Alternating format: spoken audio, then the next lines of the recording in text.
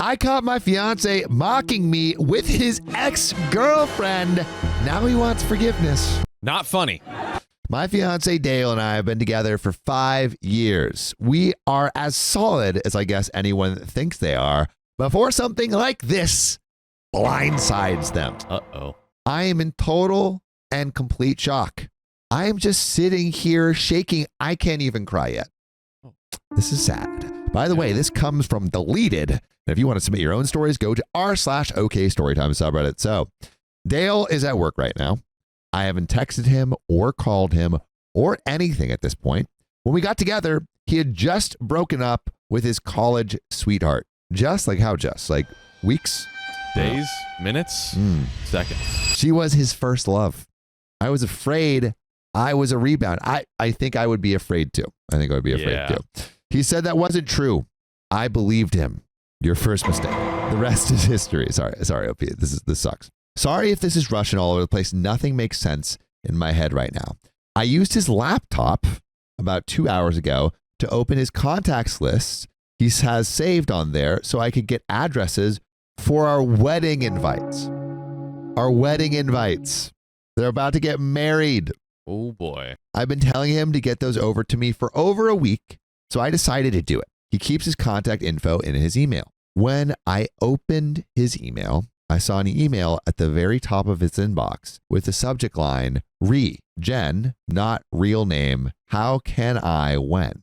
The subject line got cut off after that, so I couldn't see more without clicking. Jen is the name of his ex from college. I'm going to pause right here to snoop or not to snoop.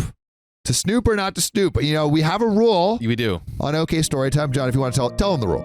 If it comes up, if you see it naturally, organically, through no fault of your own, okay. Yeah. You can check it out. Probable cause, you know? Probable cause. If the police are seeing some substances, you know, peeking through the door, then they have probable cause to go through and be like, hey, what is that illegal substance in there? You know, if I'm carrying a bazooka, you can come up and investigate. I can go, yeah. Is that a real bazooka? That looks like a real bazooka. We got to figure it out. I feel this falls under the probable cause scenario. I think so.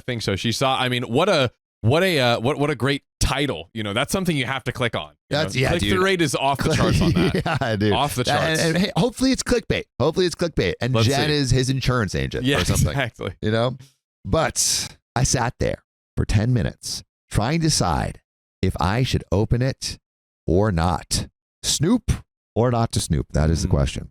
I decided he should have nothing to hide. So I did it. Click.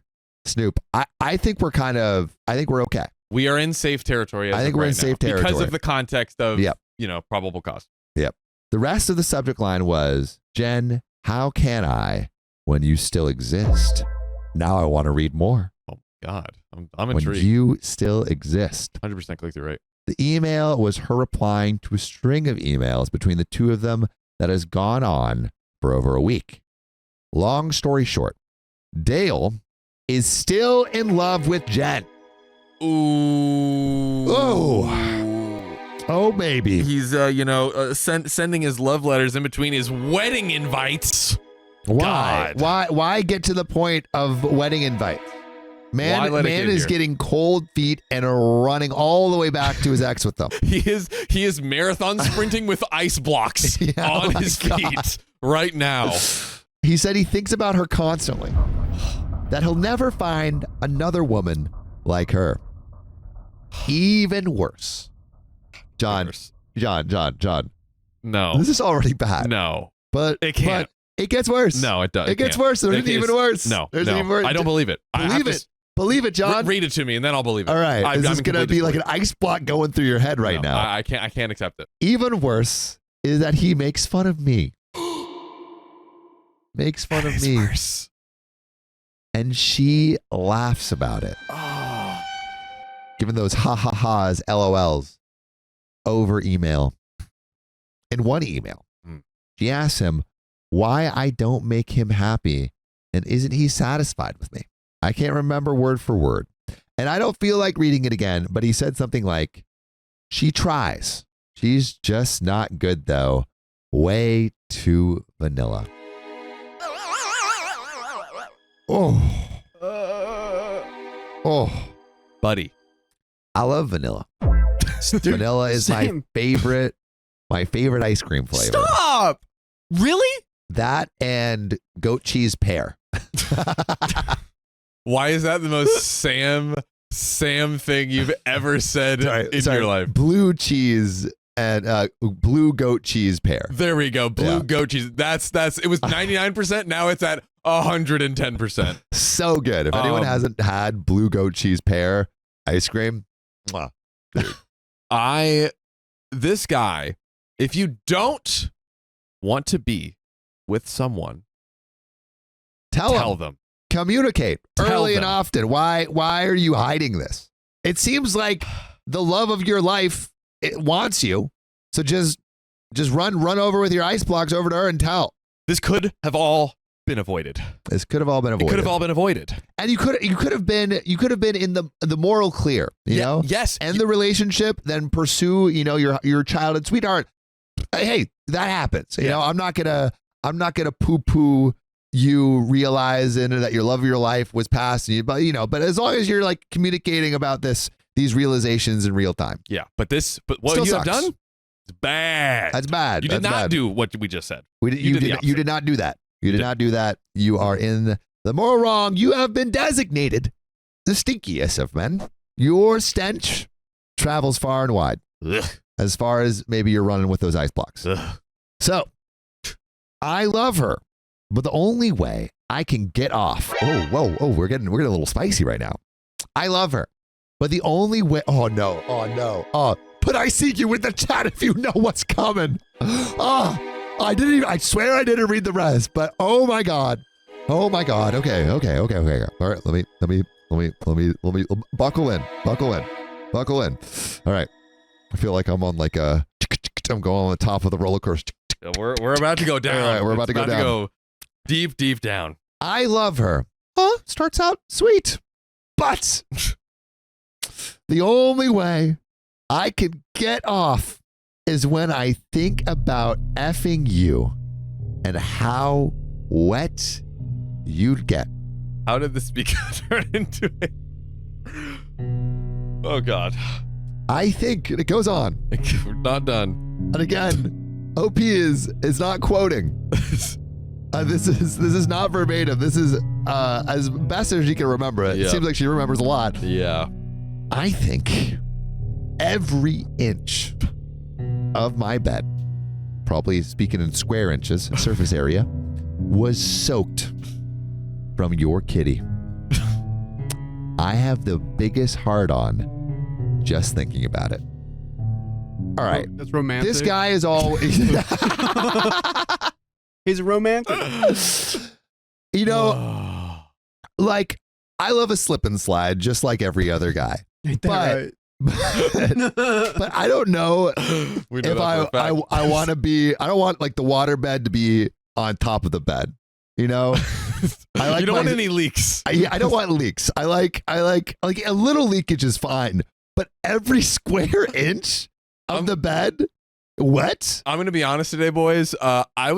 I did not wake up and drive into the office today prepared to have this conversation with you. I honestly, my spirit was not ready for that today. Hey, you know what? Get ready. Here we are. Here we are. We're plunging in. We're getting wet and wild today. Yep. We're getting wet and wild. Every inch of the bed, you got to get a new mattress every time, dude. Yeah, dude. You got to air that out. You got to put your mattress in the dryer. I'm just saying, washing machines exist for a reason. John said, I want that slip and slide. That slip and slide is mine. Sue him. Anyway, we got more. We're not done. All right. So we just heard poetry come out of Dale's mouth right now. I think we can all agree. Some villainous poetry. Villainous poetry. Evil villain poetry. Every square inch wet and wild. Yeah. What poetry doth return from the mouth of Jen? What poetry? I'm sure she will be as verbose. She answered with a bunch of lols and said she felt sorry for the poor girl. All right. Again, this is terrible. But that is the most vanilla answer I've ever heard. Man gives some Walt Whitman poetry up in this email chat, and she just says, lol. I think OP's trading premium vanilla bean for great value vanilla. That's what I'm sensing right here. Yeah. OP is that premium bean. Yep. Premium bean. Dude, the most premium bean. most premium bean. Oh. So bad. Yeah, I feel like this if anything, this person seems vanilla with that kind of response. Yeah. I will the one thing I'll say is at least she didn't pile onto her. And at least she was like, not that, by the way, that's not like, oh, she's good. No. This is still horrible. But I'm at least glad for OP that she didn't have to read anything more painful than that. That's good. After going through that's that good. That's Dale's good. message. Well, another thing he said, was that he made fun of me for having a large scar across my chest onto my left front airbag, which had disfigured the nipple a bit. Dang. I think that's cute. It's like your nipple's winking at me. That's yes. There we go. It's like a little like boop. Yeah. That's cute. That's cute. I love. What do you love, Sam? Wait. Tell me what you love. You know, like a disfigured nip sounds cute. Yeah. Sounds you go. cute. You know? There you go. Sexy. Unique. You know, I don't want my nips vanilla. Mm-mm. I want them a little different. Throw a little mix in there. Throw a little mix in there. Yeah. Throw a little wink, a little spice. Yeah. Yeah, exactly. Something to remember them by. There we go. You know, you see 1,000 nips. Yep. Oh wow. I haven't seen 1,000 nips. Oh, new video coming soon. But you see, you know, like they might all blend together. But this nip is different. Stood out among the rest. Yes. So I'm just looking at OP, and she's seeming less vanilla by the day. That's right. Well, he said it looked like something out of Edward Scissorhands. That is a great movie. That is a great movie. I mean, I haven't seen it. What? Artful? A little funky? But beautiful? Pulls at your heartstrings? Sounds like a compliment to me. Dude, you're doing some wordsmithing right now. Edward Scissorhands is great. You should try that out on someone. Yeah, there we go. Girl, your nipples look like Edward Scissorhands. It's the greatest. It's one of the greatest movies ever made. Yeah, and that's you. Hey, it is. Shout out. Who's in that movie? Johnny Depp. Tim Burton, Johnny Depp. Tim Burton, Johnny Depp. That is almost too much to bear. He might as well have one-twoed me in the gut. I was in an awful car accident when I was a teenager. I had a big piece of dashboard shatter and basically fly into my chest. I almost passed away. I've never been ashamed of that scar, as you should not be. It's like a constant reminder that I survived something a lot of people don't, and I should be grateful to be alive. Memento mori, or what? Memento mori, so you can carpe those DMs. Mm-hmm. There you go. The slight disfigurement of the nipple doesn't bother me either. I've always had the attitude, if someone doesn't want me because of a nipple, F them. F them. F them. Or don't F them. But to hear him make fun of something he knows is the result of something so major in my life. My friend was thrown from the back seat and lost her life. Is just, I have no words. I don't know if there's any. I mean, the Dale has done so many things that you can't come back from already, but he's about to win the world record of things you can't come back from. Just like stacking on Olympic levels of things you can't come back from. Yeah, this is pretty bad. I feel like we've sealed his fate. Oh yeah. TLDR bot, what's going on? Does it work Bobby yet? Bot. Huh? Is it Bobby Bot now? Bobby. Bobby Bot. Can you give me a summary? I can't because I didn't start it. Okay. Give me 2 minutes. All right. We're calling it Bobby Bot. Bobby Bot. Bobby Bot. Isn't that fun to say? Fun. Bobby Bot. Sometimes he thinks you say Bobby Butt, so you have to like really get the T in Bobby the bot. Bot. Yep. Well, can we just say Bobby? Bobby. I like that. Bobby. I guess as long as a story. I don't know if we've ever had a story that has had Bobby. Bobby. In it, so. Bobby Bot. Bobby Bot. All right. The emails go on. Some are explicit. One, she describes how she just one hand clapped while thinking about he used to go down on her for hours. I'm assuming that these emails are just a small portion of their contact. The first email in the thread was Dale talking about how he doesn't think he can marry me and he thinks about leaving me almost constantly. Then freaking do it. Nut up. Instead of dropping nuts. He said if she lived in his state, he'd had already left me. Move. It didn't sound like the first time they'd reconnected. So I'm guessing if I snooped, I'd find text too. I don't need to snoop further. I've seen all I need to. Obviously, I'm not going to stay. Despite what he said about me, I'm pretty great. And I know this. He said he misses back door. Yep, there we go. We got that comprehension right there. We're understanding. We're He picking up misses that what's being back put door. down. He misses the old devil's meat cave. Is that what they... Samuel Donner calls it. No, Maybe. I call it the Lord's meat cave. The Lord's meat cave. The Lord's Wow. meat cave. That's what those prudes call it. But Yeah, because shout out to Catholics, right? Shout out to Catholics. That's the That's old a tried loophole. and true. yep. Emphasis on the whole. Yep. Apparently, I'm too vanilla to give it to him. The thing is, I've tried to initiate that. All right, we're going into butt play. Oh, God. Mhm. Bobby butt. What's going on? Oh boy. I've tried to initiate that as I enjoy it, and he told me he wasn't into that. So now, who's the booty prude today? So he lied just to cast me in a bad light. So I'm so effing mad, and I just want to throw this crap into a pile and light it on fire. But I won't. Because I don't want to give him the satisfaction of knowing how much he hurt me.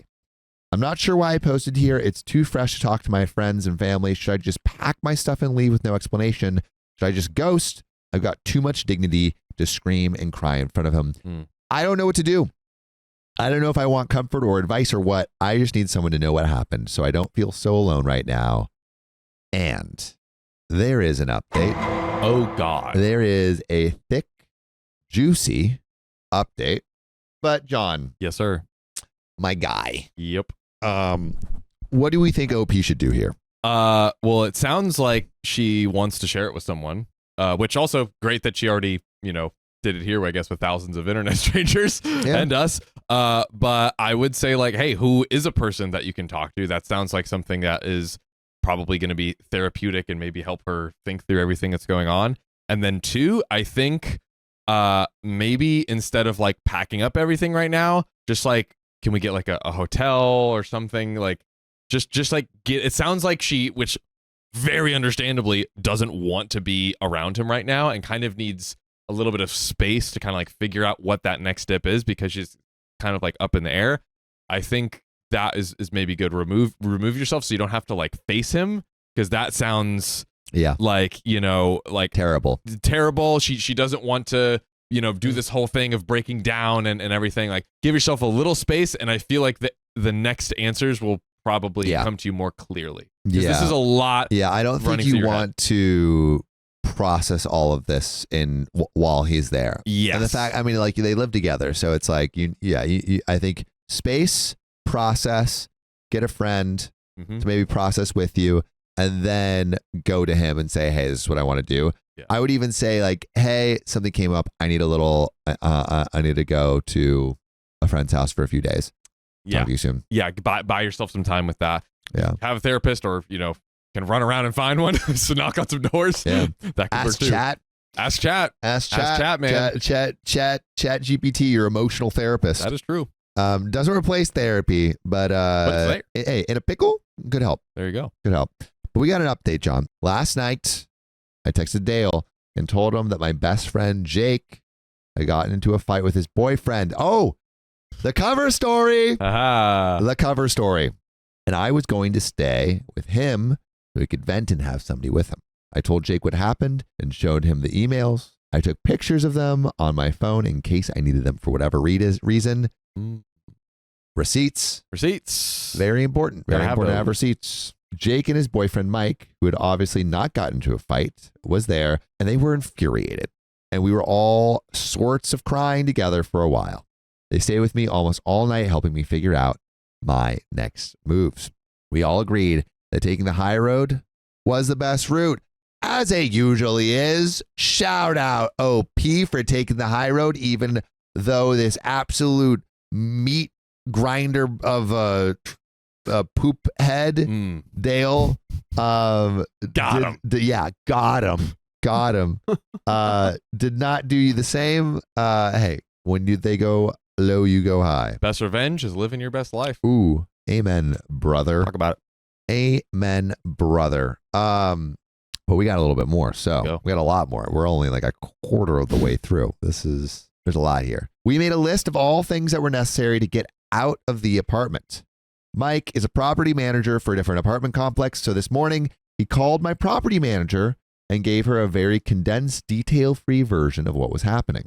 I've always thought it important to get to know your property manager in case you ever have a situation where they can help you out. So she always really liked me. Dale and I have been paying rent on a month-to-month basis for about 3 months because we were starting to look for other houses to purchase after we settled down after the wedding. Thank God. Thank God you didn't purchase that. My property manager told Mike that we're working out getting my name off the rental agreement, and that wouldn't be a problem, and to not worry about the 30-day notice that she typically requires for a tenant moving out. As far as finances go, I make about 70% of our combined income, and Dale only covers 30%. Poor. When Jake, Mike, and I were discussing the logistics of me moving out, Mike brought up the point that Dale does not make enough to cover the required 3x rent in income each month, meaning he will most likely be given notice to move out if he cannot find a roommate fast.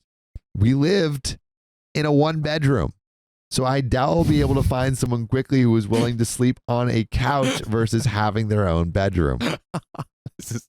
And you know what's so beautiful about this? This is not a intentional, devilishly scheming revenge. This is OP making the best decision for herself and letting the cards fall where they will. Amen, brother. Yeah, Sweet Memory says, fumbled the bag, my guy. Avocado Circus says, damn, LFG, OP, 70% of the income. Dale wanted a sugar mama.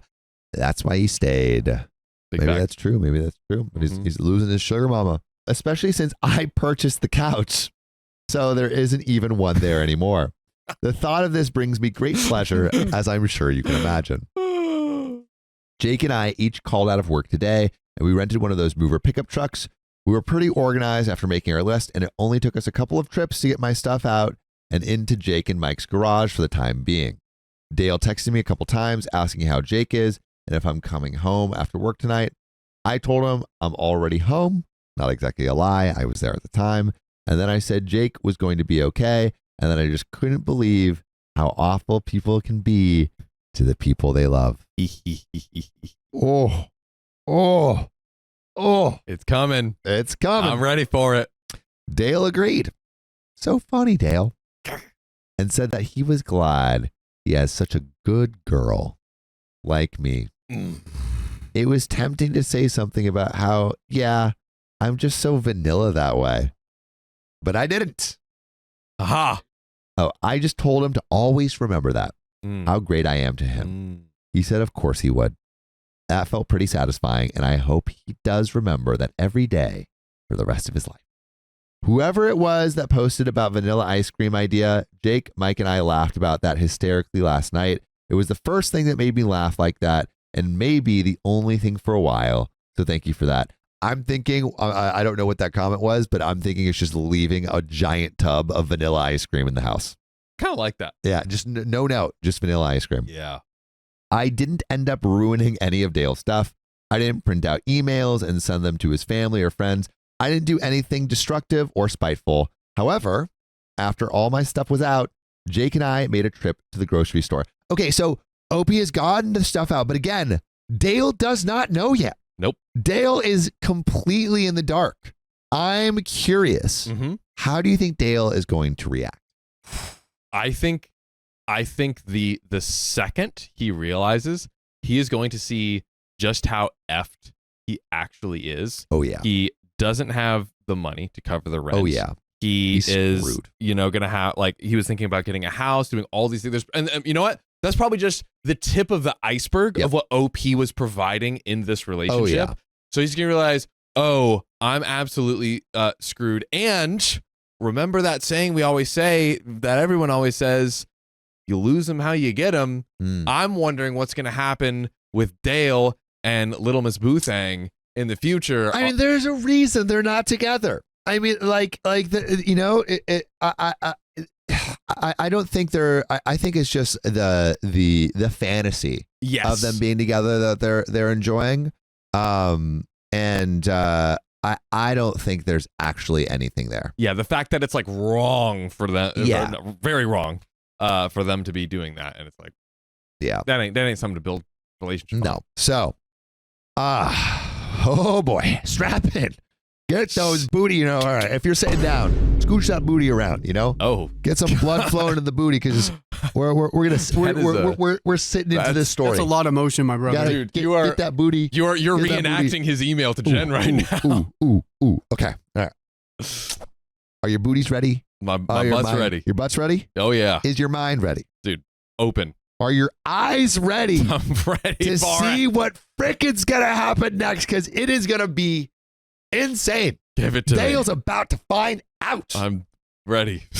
I took the poster's advice and brought one of those big plastic tubs of vanilla ice cream. Remember, Dale was like, oh, she's too vanilla for me. Jen, you're spicy. I like you more.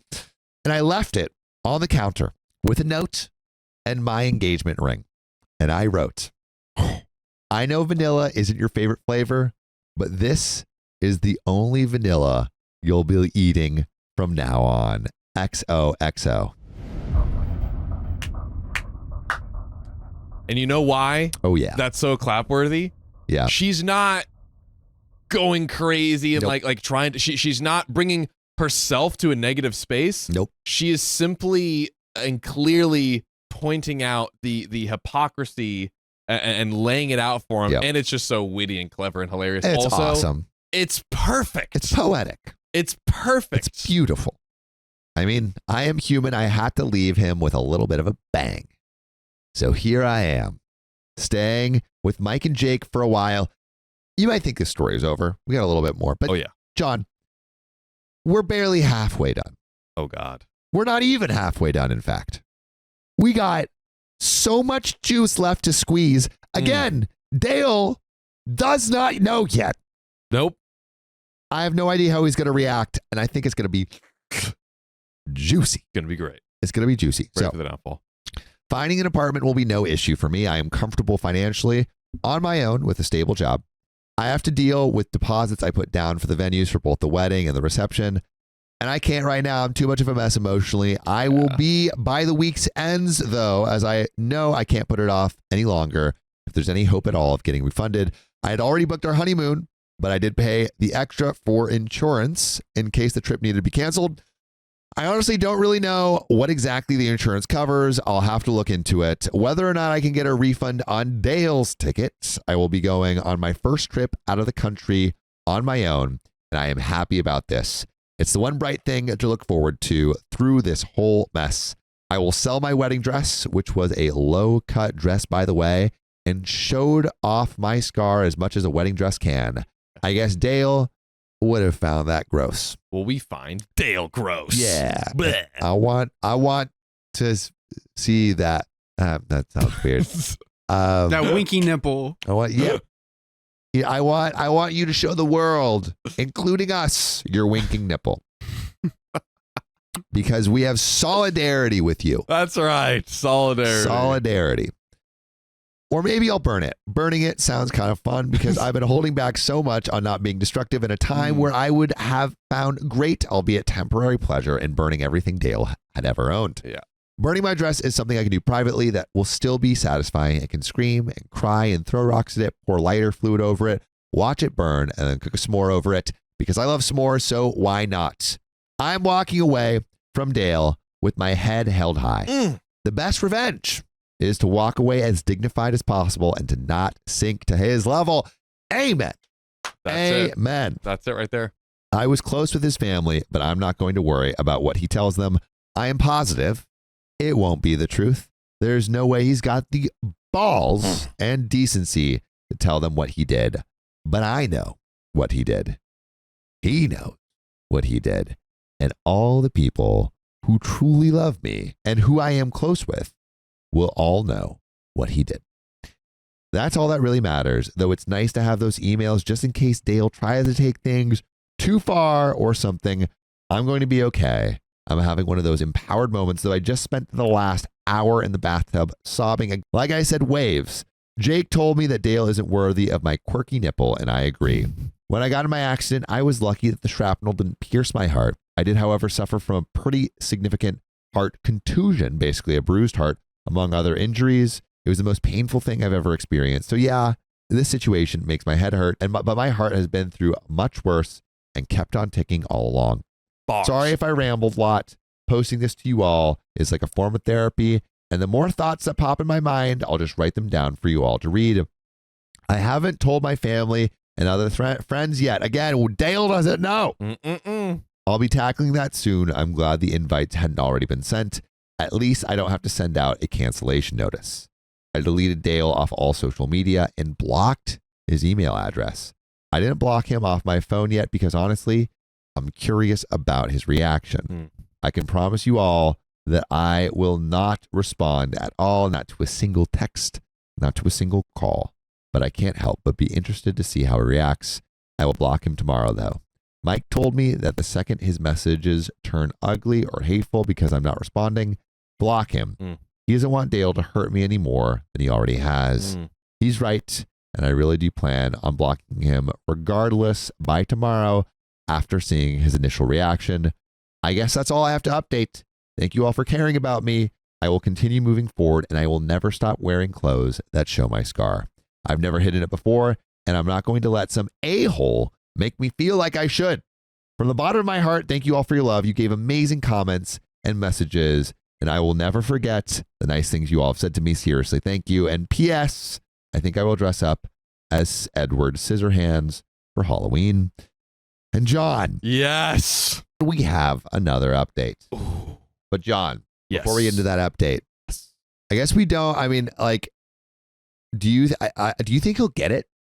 Like, do you think he can get it through his pea brain about this vanilla reference? Yeah, I mean, one thing I was thinking is like, you know, and often on the show, like Opie should low-key be a mascot for this show because she has exemplified all of like the core tenets and principles that we always talk about. So just shout out OP for that. But I was almost like, will he get even if he doesn't like, even if he gets like the big picture, will he get the full totality of everything that this means? Will he be like, oh, hey, is it good to basically explicitly be like, hey, I found all of your emails. I know everything you did.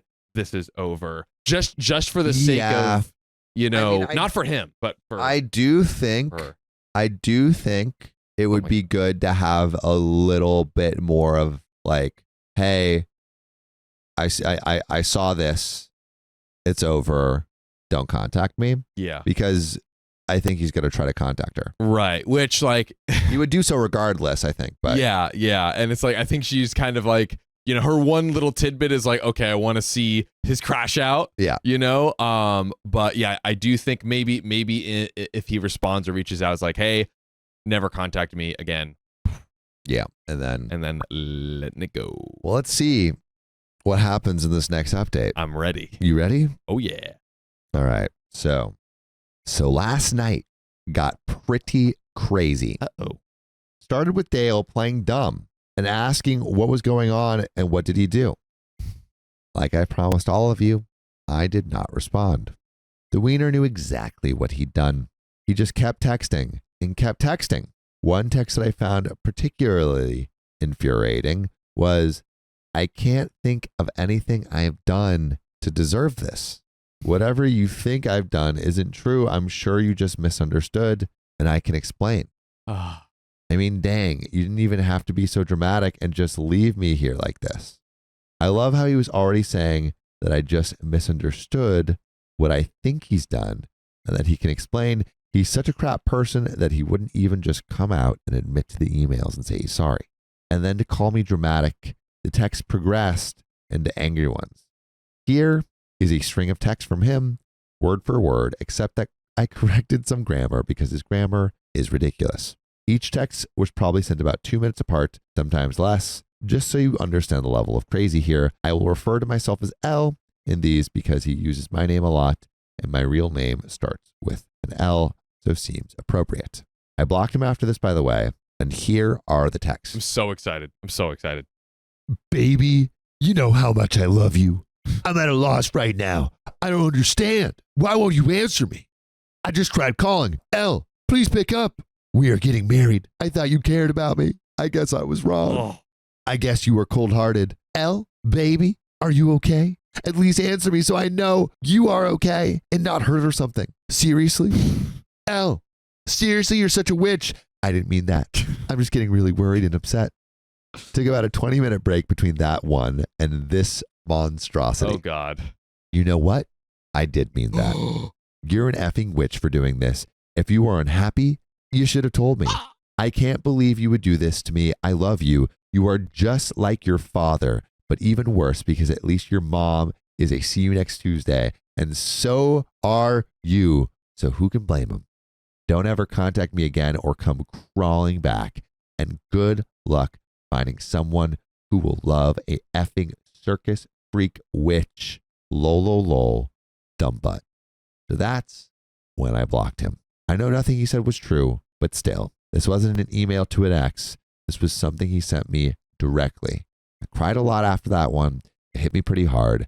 This is someone I was planning a future with just a couple of days ago. A few days ago. He was so sweet, as far as I knew, obviously. He used to kiss my hand almost every morning. It's just such a shock. Hard to wrap my mind around it. Last night was a really tough night to get through for me.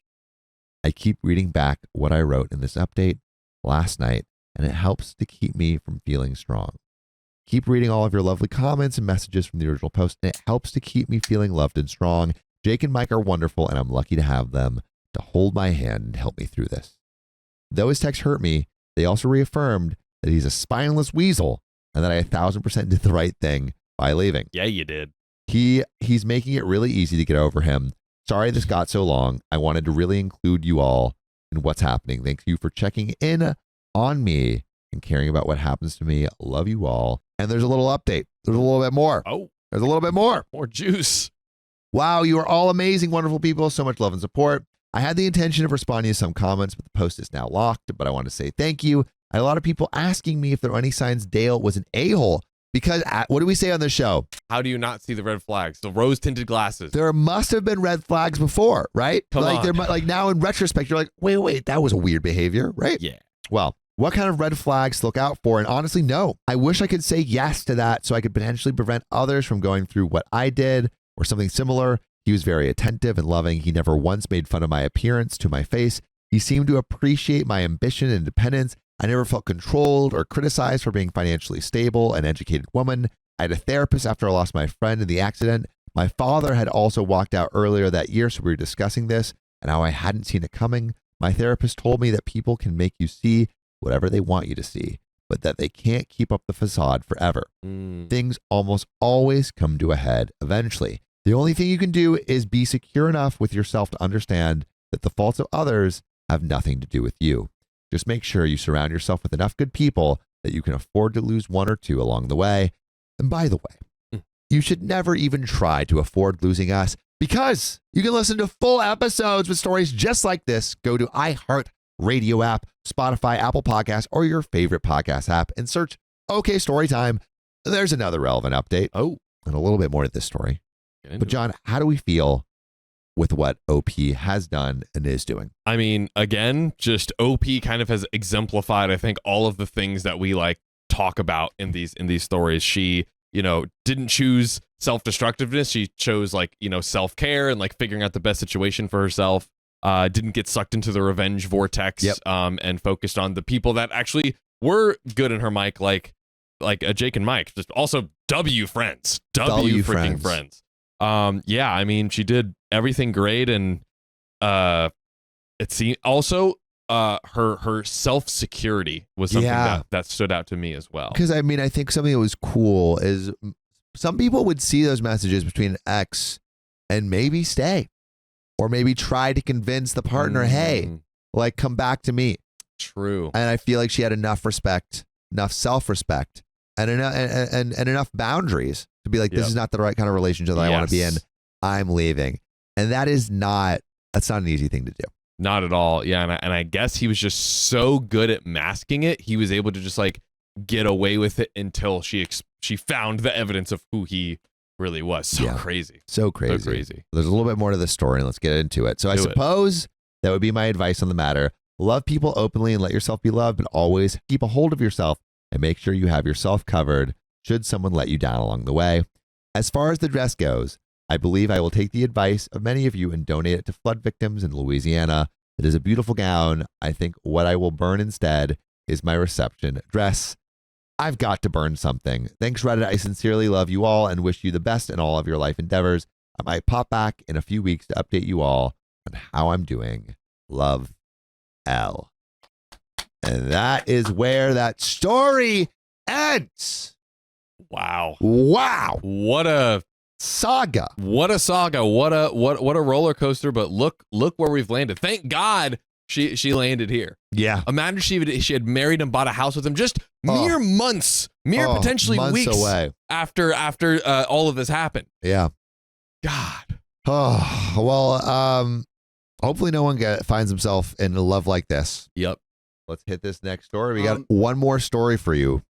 Yes, sir. Yeah. My friend ignored my warning about his boyfriend, so I'm not giving him any sympathy. Hey, where's the sympathy? I can't find it. Oh, I left it back there. Sympathy? Not from me. So I, 25 male, was part of a kind of big friend group in college. And in that group, there were two guys, Damien, 25 male, and Jake, 27 male. At the time we met, Damien and I were 18 and Jake was 20. By the way, this comes from I swear, on the r/OK Storytime. Sorry about that. So we got pretty close since we were in the same classes and always paired up to work in these. So by halfway through that year, we had become very close friends. And by the end of it, we had gotten to the point in friendship where we were comfortable telling each other stuff people normally would tell their therapists. In our second year, around September or so, Jake started dating Tom, 28 male. Currently, he was 21 or almost 22 when he met Jake. Jake was also in class with us, but we never talked because he always just gave me weird vibes. I couldn't explain it, but something was just off about him. When he started dating Jake, I obviously lied and said I was happy for Jake because he had been telling us a lot about how he wanted to finally have a boyfriend. So Damien and I were supportive and often pretended to gush whenever Jake would talk about Tom and the things that he did. Like he would gush about how sweet Tom was because he asked how his day was, that kind of stuff. Oh, yeah, but it's that's the top level being nice. You can't do anything more. Question. We'll show him right now. Ready? Dakota, how was your day? I'm gonna marry you. So that's cool. I don't care. So I made a mystery wheel today and spun it on chat. Isn't that cool? Oh yeah, no, ignore exactly. Yeah, so I'm just gonna keep talking. Yeah. See, guys, do you see how terrible that was? That's how it can be. In our third year, things went to heck. Jake had the one class that we all, Damien, Jake, Tom, and I shared. So he had to retake that class, and that left Tom with Damien and I. Many times, I caught Tom ogling other people. I did tell Jake immediately, but he brushed it off, telling me that he didn't care and that looking at others was legal, etc., etc. But I kept an eye on Tom either way. Then he started to make moves on Damien, who was extremely uncomfortable because not only was he not into Tom at all, he was also straight. I am not going to give the full list, so it gets pretty long, but I'll just give some examples. Number one time Tom hugged us goodbye after class and hugged Damien for a bit too long for comfort, and once he let go, he grabbed his arm and said, "Oh wow, you're so meaty." Oh. Oh, You're so meaty. that's one way to describe that. And Damien made this face you get when you're highly uncomfortable. We were all sitting on the floor outside of a lab waiting to be called in to give an exam. Tom went in first, and when we left, he kissed Damien's cheek goodbye. And then instead of walking over Damien to do the same with me, he grabbed Damien by the shoulder and leaned in forward to kiss my cheek goodbye while basically laying on top of Damien. I don't even know what exactly is happening, but I know it's not appropriate. This is not cool. And then number 3, to close us off, sent Damien a text saying, I like you. This may not look like a lot to you, but in my country, saying I like you is only used for crushes and crushes only. Yeah, no, that was very clearly like I like you in like a, smoochy moochy way. A smoochy boochy way. There's a bunch of different sure. ways you could have been like, yeah, I think you're really cool. We should hang out. I like you. That's like it's very you. clear.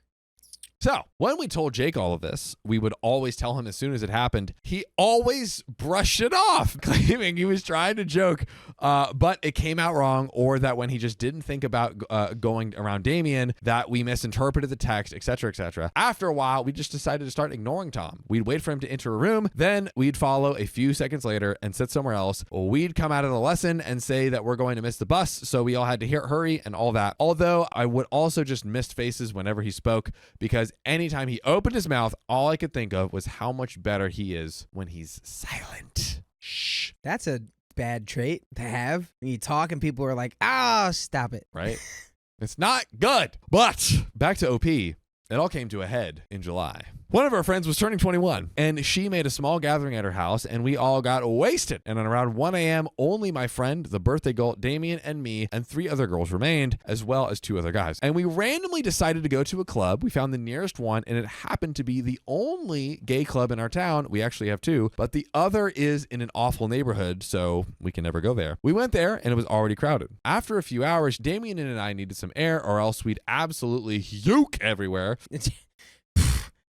That's a good reason to get air. That is a good Like, reason. I need to get go air. outside, or all my insides will be outside. Ooh, let's go outside. While we were going off to the rooftop, we happened to see a very familiar face. I wonder who it could be. I don't know. Could it be maybe Tom? It's Tom! Oh, boy. It's freaking Tom, who had his face buried in another guy's face. In true Tom fashion. Mind you, Jake had gone to this girl's party too, but had left at 11 p.m. because he had a family barbecue the next day, and Tom had picked him up. Meaning, this balding booty mother effer with a wandering eye had picked up his boyfriend, my friend, dropped him off at a place, and then came to the club, cheat on him. We immediately started taking pictures and filming to make sure that we had all the evidence possible. You couldn't see his face in some pics, since but in others it was extremely obvious it was him. After that, we lied, said we got tired, and left the club. We spent about a week or so trying to see what to do, how to tell Jake, what to say. We didn't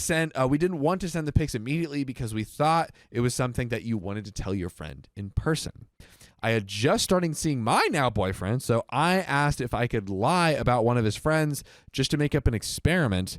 He asked his friend, told him to lie, and he said yes. Okay. I invited Jake and Damien to my place, and we started talking. I tried to frame it as, I just really want to hang out type situation, and not an intervention. So we talked a lot, and then I mentioned the lie, telling Damien and Jake that my boyfriend's friend had been getting dumped by his girlfriend because he asked for an open relationship. We all immediately jumped into the whole conversation on what we do if we were in an open relationship, and Jake said that he would never even consider having one, how it was gross and all that jazz. So them having an open relationship was completely out of the equation, meaning Tom had in fact cheated. We told him later that day. We sat him down on the couch, and I told him that I had actually lied about my boyfriend's friend because we wanted to make sure that we weren't barking up the wrong tree. We told him very gently and very calm about what we had seen in the club. Jake obviously didn't believe us, and so we showed him the pictures and the videos. He watched them and became extremely angry at us.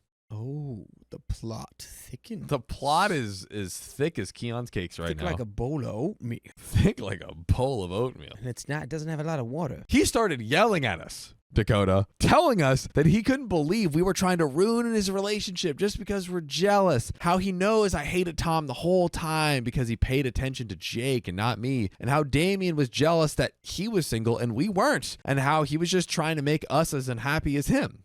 This is just like a mess. Messy. How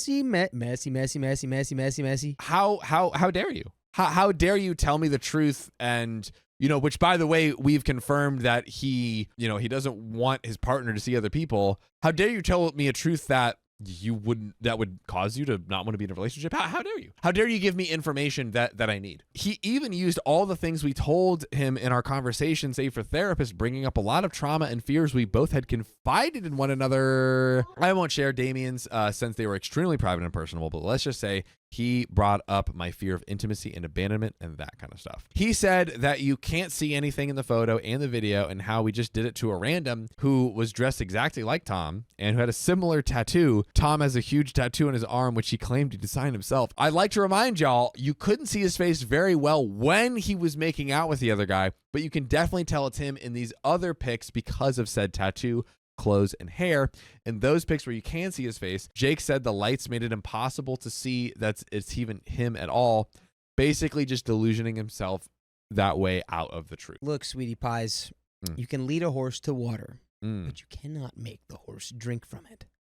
At this point, you got to just cut your losses, man. You're not going to, if he refuses to see the truth, then you just got to be like, all right, this is what he wants. He's like The Weeknd. He says, I don't want to know if you're playing me. Just keep it on the low. So that's what he wants. You can't tell him the truth because he won't hear it. But if we know OP doesn't know the definition of keep it on the low. He only knows crank it to 11 out of 10. Stage a fake intervention with a lie to see if you're okay with an open relationship. That's what OP knows. I think that needs to stop. Well, I think mind it's your only business gonna at this snowball. point. Mind your business at this point. MYOB, says Dakota, and that should be law. I just don't think you got anything. You got no vertical movement here. You've got no wiggle room. It's not going to happen.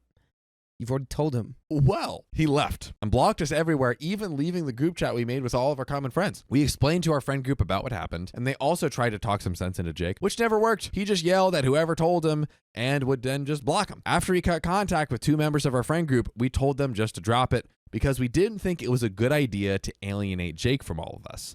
We didn't hear much from Jake and Tom after that, since they also avoided us everywhere we went in our college. Tom even switched classes to not be in the same room as us, and in our 4th and 5th year, he made sure to have not signed up for any of the same classes we were in. Actually, he signed up in different groups, since our classes are split up in different groups that went on different days and different hours. But we graduated, and after that, we never talked to Jake again.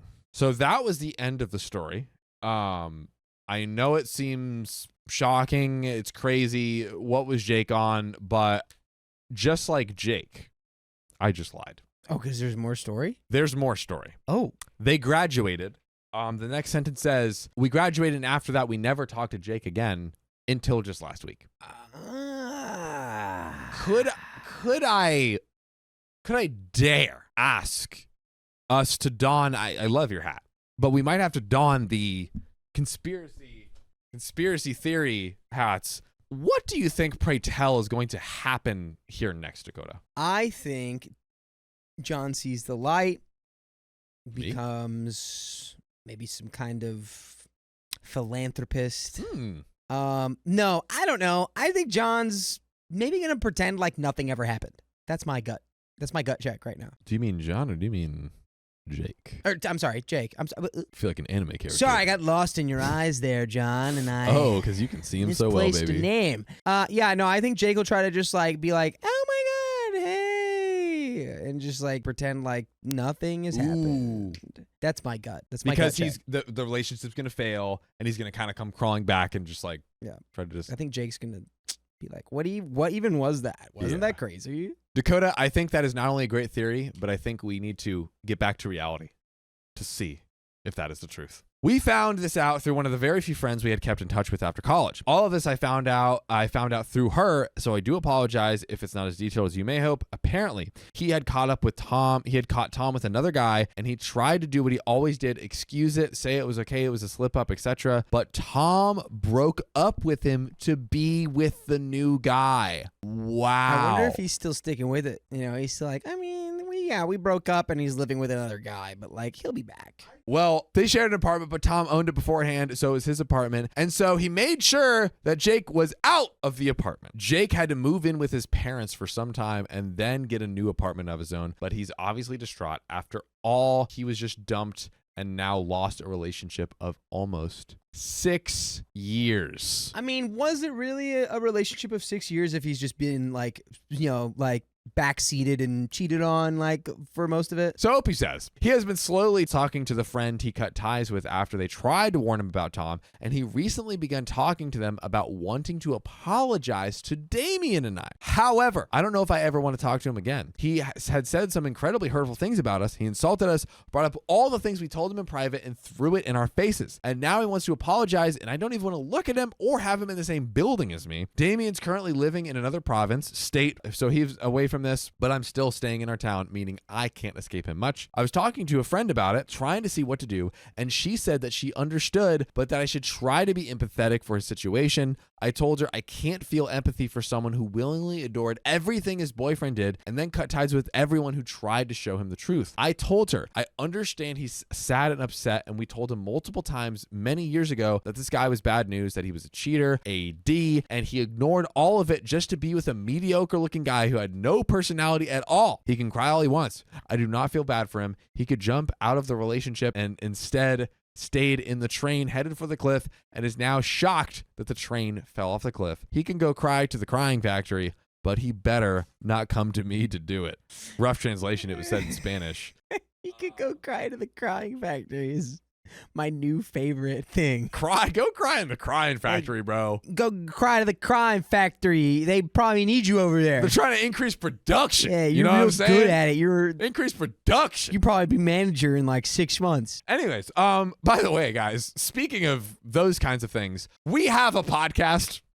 It's on Spotify. It's on Google Podcasts. It's on Apple Podcasts. If you want to just search OK Storytime and just go there and just listen to full episodes of stories like this, Dakota, just like this way, they can do it.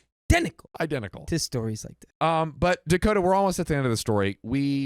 What are we thinking here? I mean, what's going through your head as we come to a close? Hey, wow. Oh my God. Sometimes you meet people and know people in your life, and then they turn out to be like, you know, liars like Tom, right? Who's bad. And sometimes you have friends who are dating people like Tom, and then they get real mean and nasty towards you. And guess what? You know what happens after they do that to you? What happens, Dakota? You don't have to be friends with them anymore. You can cut them out of your life. Okay. And you don't have to feel bad about it because they've shown you that they stink. Sometimes we don't need stinky people in our life. And sometimes, you know, they tolerated the stink for a while. But at one point, the stink gets so acute, you can't ignore it anymore. I see your point. I'm going to ask you this question. And I also am going to ask for a poll for the chat. A-hole or not, is OP an a-hole or not? I think while OP has every right in the world to basically say, hey, look, I tried to warn you. If you wanted to come to me at any of the times I was trying to get through to you, of which there were many, yes, I think we could have reconciled at that point. But at this point, I just can't waste my energy anymore. And it's years later and I've moved on. I just don't want to entertain that. I feel like you could have accomplished the same thing without saying, go cry to the crying factory. Do you think OP was an a-hole for saying what he did? Is it justified? I mean, no, because this person is shooting back at them. It's like Jake was being nasty. It's not like Jake was like, I mean, guys, he's fine. It was like, he's fine and also you suck. And it's like, what? I saw your boyfriend suck in someone's face. You're right. Like, now I suck? So yeah, I think if he's like, oh my God, I I can't believe it. It's like, yeah, go cry to the crying factory, little cry boy. I have no sympathy for your tears. I already told you what was going to happen. We have currently 96% of chat. I'm going to withhold my decision to the end of the story, so you watching have got to stick around. Yeah. We're going to get to the end. Let's go. Opie says, my friend said she understood that I had all the right in the world to be mad and upset at him, but that it wasn't okay for me to not even feel an ounce of sympathy for him. I told her all of my sympathy left the moment he weaponized my trauma, forgot about that part, and insecurities to defend himself. When he told him about Tom cheating on him, she left, but she did say that it was okay for me to not talk to him again, but that again, it wasn't okay for me to not even say, oh, poor thing in the situation. So, am I the a-hole for not even feeling bad for my ex-friend after his boyfriend of 6 years dumped him? Let's get a final vote from chat. Let's see where the numbers, 94%. We do have 6% saying the a-hole. Almost a consensus. I would say you're not the a-hole, but it's not the high road. So I'll go not the a-hole. But I do think, especially after all these years, like, would you snap back that hard? Like, if it was, I don't know what the timeline of like years ago it was, but let's say it was 3 or 4 years ago. Would you be like, or would you just be like, I'm just not going to touch it?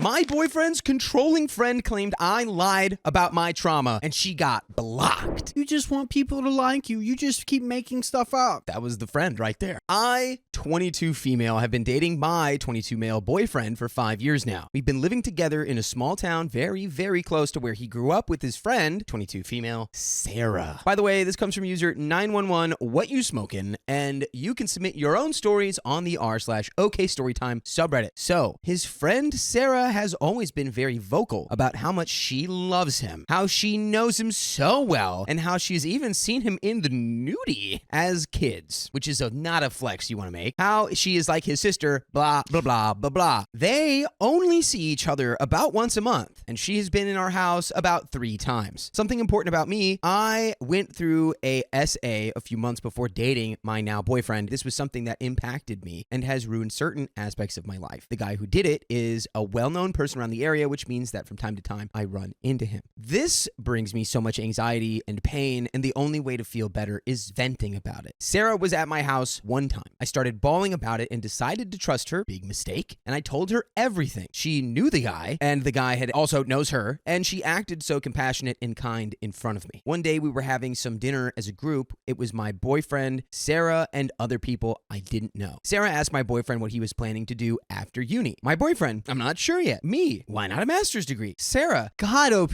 stop pressuring him. He's worked so hard all his life. Give him a GD break and let him decide what to do. She said it in such an aggressive tone. Mind you, I was just suggesting. I've never told my boyfriend he had to do something. He grabbed my hand and squeezed it, telling me it was all right and that he didn't think I was forcing him to do anything. Then Sarah asked what his future plans were for housing. I mentioned my family has a house in the southern part of the country, maybe 5 hours away by a drive, and that we were planning on moving there in the future. I kid you not, these were her exact words. Oh, heck no. He isn't moving to the south. He's staying here. And you better not be going farther away than nearest city. I was a bit annoyed. Why was it when I was recommending doing a master's, I was forcing him to do something, yet she was literally prohibiting him from moving? Yeah, I'm the controlling one. Anyways, Sarah then started talking about ex-boyfriends and said she didn't mind if any of her friends got with her exes. I mentioned something to her like, I'd warn the girl first. I don't want anyone to suffer what I suffered. Sarah blew up. She was red in the face, and these were her words. How effing dare you throw yourself in the middle of a relationship? Are you that possessive that you can't let your ex be happy? You're not over your ex, and I can tell you, you cried about him the other day. You're hurting boyfriend by not telling him the truth. Oof. She was accusing me of all these things, and then the cherry on top, Sarah goes, boyfriend hasn't been the same since you two are together. He's so quiet. He has to talk to me all day. You keep showing affection in front of us all the effing time. I've seen him nudie as a kid, and I know him so well. You're no good for him. What is with that hang up? Why is Sarah hung up on like, I've seen his wiener, I've seen his wiener, I've seen his wiener. Okay, so she was annoyed at us holding hands and hugging each other in front of her. I started crying over her tone and her accusations. I'm very sensitive. And then she said something that made me bawl even harder. I'm sure you lied about your essay. If it were actually true, you would have gone to the police. What did he do to you exactly? Oh my gosh, I hated that. I didn't want to be that.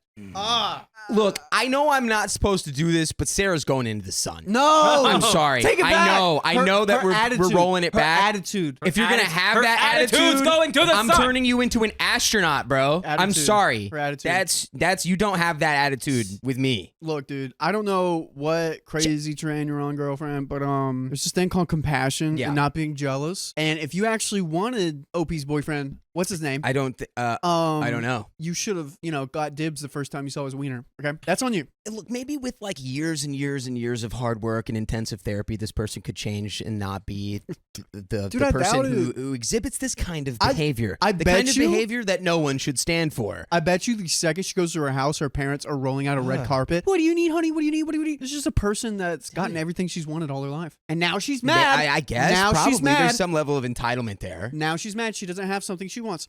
I want OP. I want... How did the dinner keep going? Like, if I'm at this dinner, I'm leaving. I'm getting up. I'm leaving. Yeah. I'm being like, All right. that was terrible. Don't want to hang out with you again. We're Goodbye. out. Is delete anyone her else number. coming with me? That's Yeah. what I. That's what I was. True. So I blew up and told her in detail what happened in front of everybody. I was so embarrassed when I realized I told a bunch of strangers something so personal. Sarah, and I'm not Sarah. Sarah just says, You're such a effing manipulator. Remember when I met you, you were crying over your weight? why are we not removing Sarah from the dinner? Dude, Sarah needs to go now. She needs to go out back. That's where dude. she needs to go. Sarah kept throwing things out there that made no sense. Anything she could, she was throwing it into my face. She has an ED, and she threw my own self-esteem issues into my face. What's Ed? It's a eating disorder. Oh, An nice. ED. Well, it's different for men, but No, it could be the same thing. Could be the same no, thing. I just mean there's another acronym Yes. for ED. Anyway, I wasn't expecting my boyfriend to say anything. Not only is he incredibly bad at confrontation due to years of from his family, he's terrified of her. She has been like a sister, yeah, but as that big sister who bullied him as well. Anyways, we're moving to the south in a few months, and there's an update. Oh my God, what? That was the end? There needs to be like, oh my... Dude, we got your new contact. But this probably happened. Yeah? She's processing it, put it on Reddit, and let's see what happens. But Look, dude, the only way that a person exhibits that kind of behavior in a group social setting is because They are trying to they're trying to game somebody. Like they're trying to pull like dominance. They're trying to feel better about themselves. They're probably extremely insecure, and they've picked you as a target to systemically tear down in front of everybody. So nobody looks at them and goes, "Oh, like Sarah has her problems." It's like, I'm gonna make everybody focus on OP. also, like, it's weird. People like that, the second you say something to them, can't handle it. Yeah. Update. I shared a story about Sarah. It was written a few days after the whole situation went down, and I was just looking for a place where I could vent my feelings. Thank you to those who reached out to offer support and advice. People on TikTok have decided to twist the truth and add things that are simply not true. So I want to just update so people don't get confused. 1. Boyfriend and Sarah have never done the spicy tango. They had only seen each other once a month. There isn't a point in the story where I mention them sleeping together. I only mentioned the fact that their families were so close as kids, 2-year-olds, that Sarah and my boyfriend had seen each other in the nudie at that age. It has never been a spicy relationship. 2, boyfriend cut her off without hesitation. Please don't come after him. My boyfriend was quiet during the confrontation because he was as a child, and confrontation basically makes him shut down. And Sarah was one of those who took advantage of his kind nature to force him to do things for her. I know from an outside perspective it seems like he's spineless and let me take all the... He's aware of this and feels terrible. He, however, gathered enough strength to send her a pretty long message that night, saying how what she did was unacceptable, how we were going to move, how she acts like a feminist yet shames a victim and basically makes me confess what happened that night to a bunch of strangers. Oh, that type of person and that type of mentality is the kind of the most toxic personality out there. Oh yeah? Where they act like they're a victim as well. I guarantee you, she acts like a victim and just really isn't. And Sarah. Ah! Oh, Sarah. I know confrontation and defending people might come easy to you, but it's incredibly difficult for him to confront others, especially when Sarah has been a bully to him his entire effing life. I don't blame him. He's got issues and we're working with them. The fact that he was able to cut her off without a second thought makes me feel happy. 3, Sarah doesn't regret it. You don't say. She sounds like a person who would be full of remorse. According to some friends we have in common, it was something she had on her chest for a long time, and she didn't want to stand by and let me manipulate and control his life. God forbid I give my own boyfriend suggestions or plan my future with him. She thinks my boyfriend cutting her off is my doing. Nope, sorry. That was all his choice. 4, the strangers reached out. There were a lot of people at the dinner party, and this happened while we were having dinner with Sarah's friends, who had to hear my very, very detailed explanation of what happened to me. I deeply regret telling Sarah about this, especially in front of so many people. I made them so uncomfortable. But many of those strangers reached out to give me support. They have also cut Sarah out of their lives because she showed her true colors, making an SA victim relive trauma and accusing her of not being over him.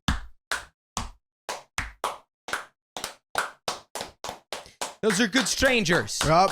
Those are good strangers. Those are good friends. Again, I can't understand how the dinner continued. That happens at the dinner, and it's like, oh, all right, well, I feel like we're all gonna get up and leave now. Was the food there? Was it almost about to be there? Like, I will be for real. If that's sad and the food's coming to the table, I'm gonna need the boxes. Oh yeah, of course you take the food. Get Take the food. Get the but margarita. I'm not eating a meal with that thing. Get the margarita. Like, you know what? I'm gonna take this to go and put it in a box as well. Yeah. I'm so happy that they didn't let that night ruin their image of me and that I'm not a controlling freak like Sarah said. What now? So after the whole drama that night, we went home and I realized that I can't effing live like this. I don't want to run into my abuser every so often because it triggers me and I can't heal this way even after 5 years. My boyfriend can't handle having one of his so-called friends live literally a 10-minute walk from us. So like the post says, we've decided to move earlier than expected. We're looking for a therapist to help us deal with our respective issues. And there's a second update, folks. Yo, all right. Hey guys, this is going to be my final update. I want to leave the whole Sarah thing behind me since she is no longer a part of our lives. I first came to Reddit in search of people who would support me during a difficult time, and while I have received so much love and support, thank you for this, I have also had to read various mean comments and people doubting my story. I have also seen people that have made TikToks about my situation. Various TikToks changed the title, changed various details of the story to make my boyfriend look horrible, added in lies where they said Sarah and him slept together, which is, again, not true, cut off very important details and basically manipulated my whole story for clicks and views. I have had to read people telling me that I have no self-respect for staying with my partner, call my partner a D-bag for having to deal with his own traumatic problems, and more. But for now, I don't want to keep updating Reddit about Sarah, because then I'd have to mention everything all over again, and it's not really good for my mental health. But I do want to share some info to finally close this. All right. 1, Sarah and her friend tried to contact me last night. Oh, no. She is blocked on our phone, so I received a message from her friend, who I didn't know existed. I guess she realized my boyfriend was actually being serious about going no contact, and she realized that she effed up. The friend said that I should talk to my boyfriend and tell him to change his mind because it was something she said in the heat of the moment, and that she was sorry, and that she wanted us to have a girls' day to talk about the situation. No, absolutely not. No. Dude, No. you're crazy. Dude, girls' day? You can't do that to a girl and be like, girls' day. I, of course, just blocked that number without even responding. Good for you, girl. People have been mostly on my side, and Sarah is going crazy over this fact. I guess she realized she showed her true colors and that she doesn't have any power over people anymore. I guess she realized the only thing she could do was apologize, but I don't even think she really regrets it. Of course she doesn't. Nope. She just regrets that everyone hates her now because she showcased some of the most monstrous behavior you could ever showcase Also, in front of a whole group of people. So why didn't you grab boyfriend before this happened? Like, why are we doing this now? Why? Fine. I don't even really think she's going for the boyfriend. I think it's just a power play. She's just like, Yeah, she's trying to power play the see that. dynamics. So she picked OP as a target. That's how I'm a victim of this. And she yes. knew OP was a target too because OP confided in Sarah and told her all that in confidence. And then Sarah, in a group setting, said, I know how to up my social credit right now. And the fact where it goes, I've known him longer, that one's like, Yeah. I've known him longer. She did not calculate, though, that the entire group was not psycho like her. It's a hard one to not calculate. Yeah. OP has the power of love. OP does have the power of love. Anyway, even if she did regret it, she used my trauma as a weapon against me, and I will never forgive anyone who did that. Number 2, I mentioned in my last post that people from the dinner party reached out to defend me, but now I've been reached out by Sarah's ex-friends, not even the ones from the party, to tell me that Sarah is not only trying to control my boyfriend, but everyone she interacts with. And when she couldn't, well, Sarah would either give them ultimatums or just cut them off. Oh. Long story short, everything had to go Sarah's way, and she would get upset when people wouldn't bend over backwards for her. Yeah. In school, she bullied other people and then claimed she was being bullied because nobody wanted to be around her. Sarah has told me she was bullied, but not that she was a bully. She claimed in the past that she was an empath, which is why she understood my pain. The real reason why she blew up at me that night was because she saw my boyfriend is changing. She saw that it's an actual serious relationship, that he's making more decisions for himself, and she thought that it was my doing. She didn't like the fact that she couldn't spend more time with him and hated the fact that we hugged and held hands while we were out in public. I guess Sarah's problem is one of control. From what other victims have told me, she seems to be the type who likes to claim they're an empath but also wants to control their friends' lives. It's sad. Really. My boyfriend has opened up more about his experiences with her, and they're heartbreaking, and I just don't feel comfortable sharing more details about this. But by the way, you can get plenty more details, all kinds of details, when you listen to full episodes of stories like this. All you gotta do is go to iHeartRadio or Spotify or Apple Podcasts and search OK Storytime. And there you will find the entire archive. But we have a little bit more story left. I think, you leave her in the past, you move on with your cool boyfriend, you work through your problems together, And go live and in you Charleston. happily ever after. In Charleston, South Carolina. We'll never know where you live, but it's probably Charleston, South Carolina. Or Savannah, Georgia. Or Savannah, Georgia. What's an empath with no empathy? An empath with no Path. empathy is a sociopath.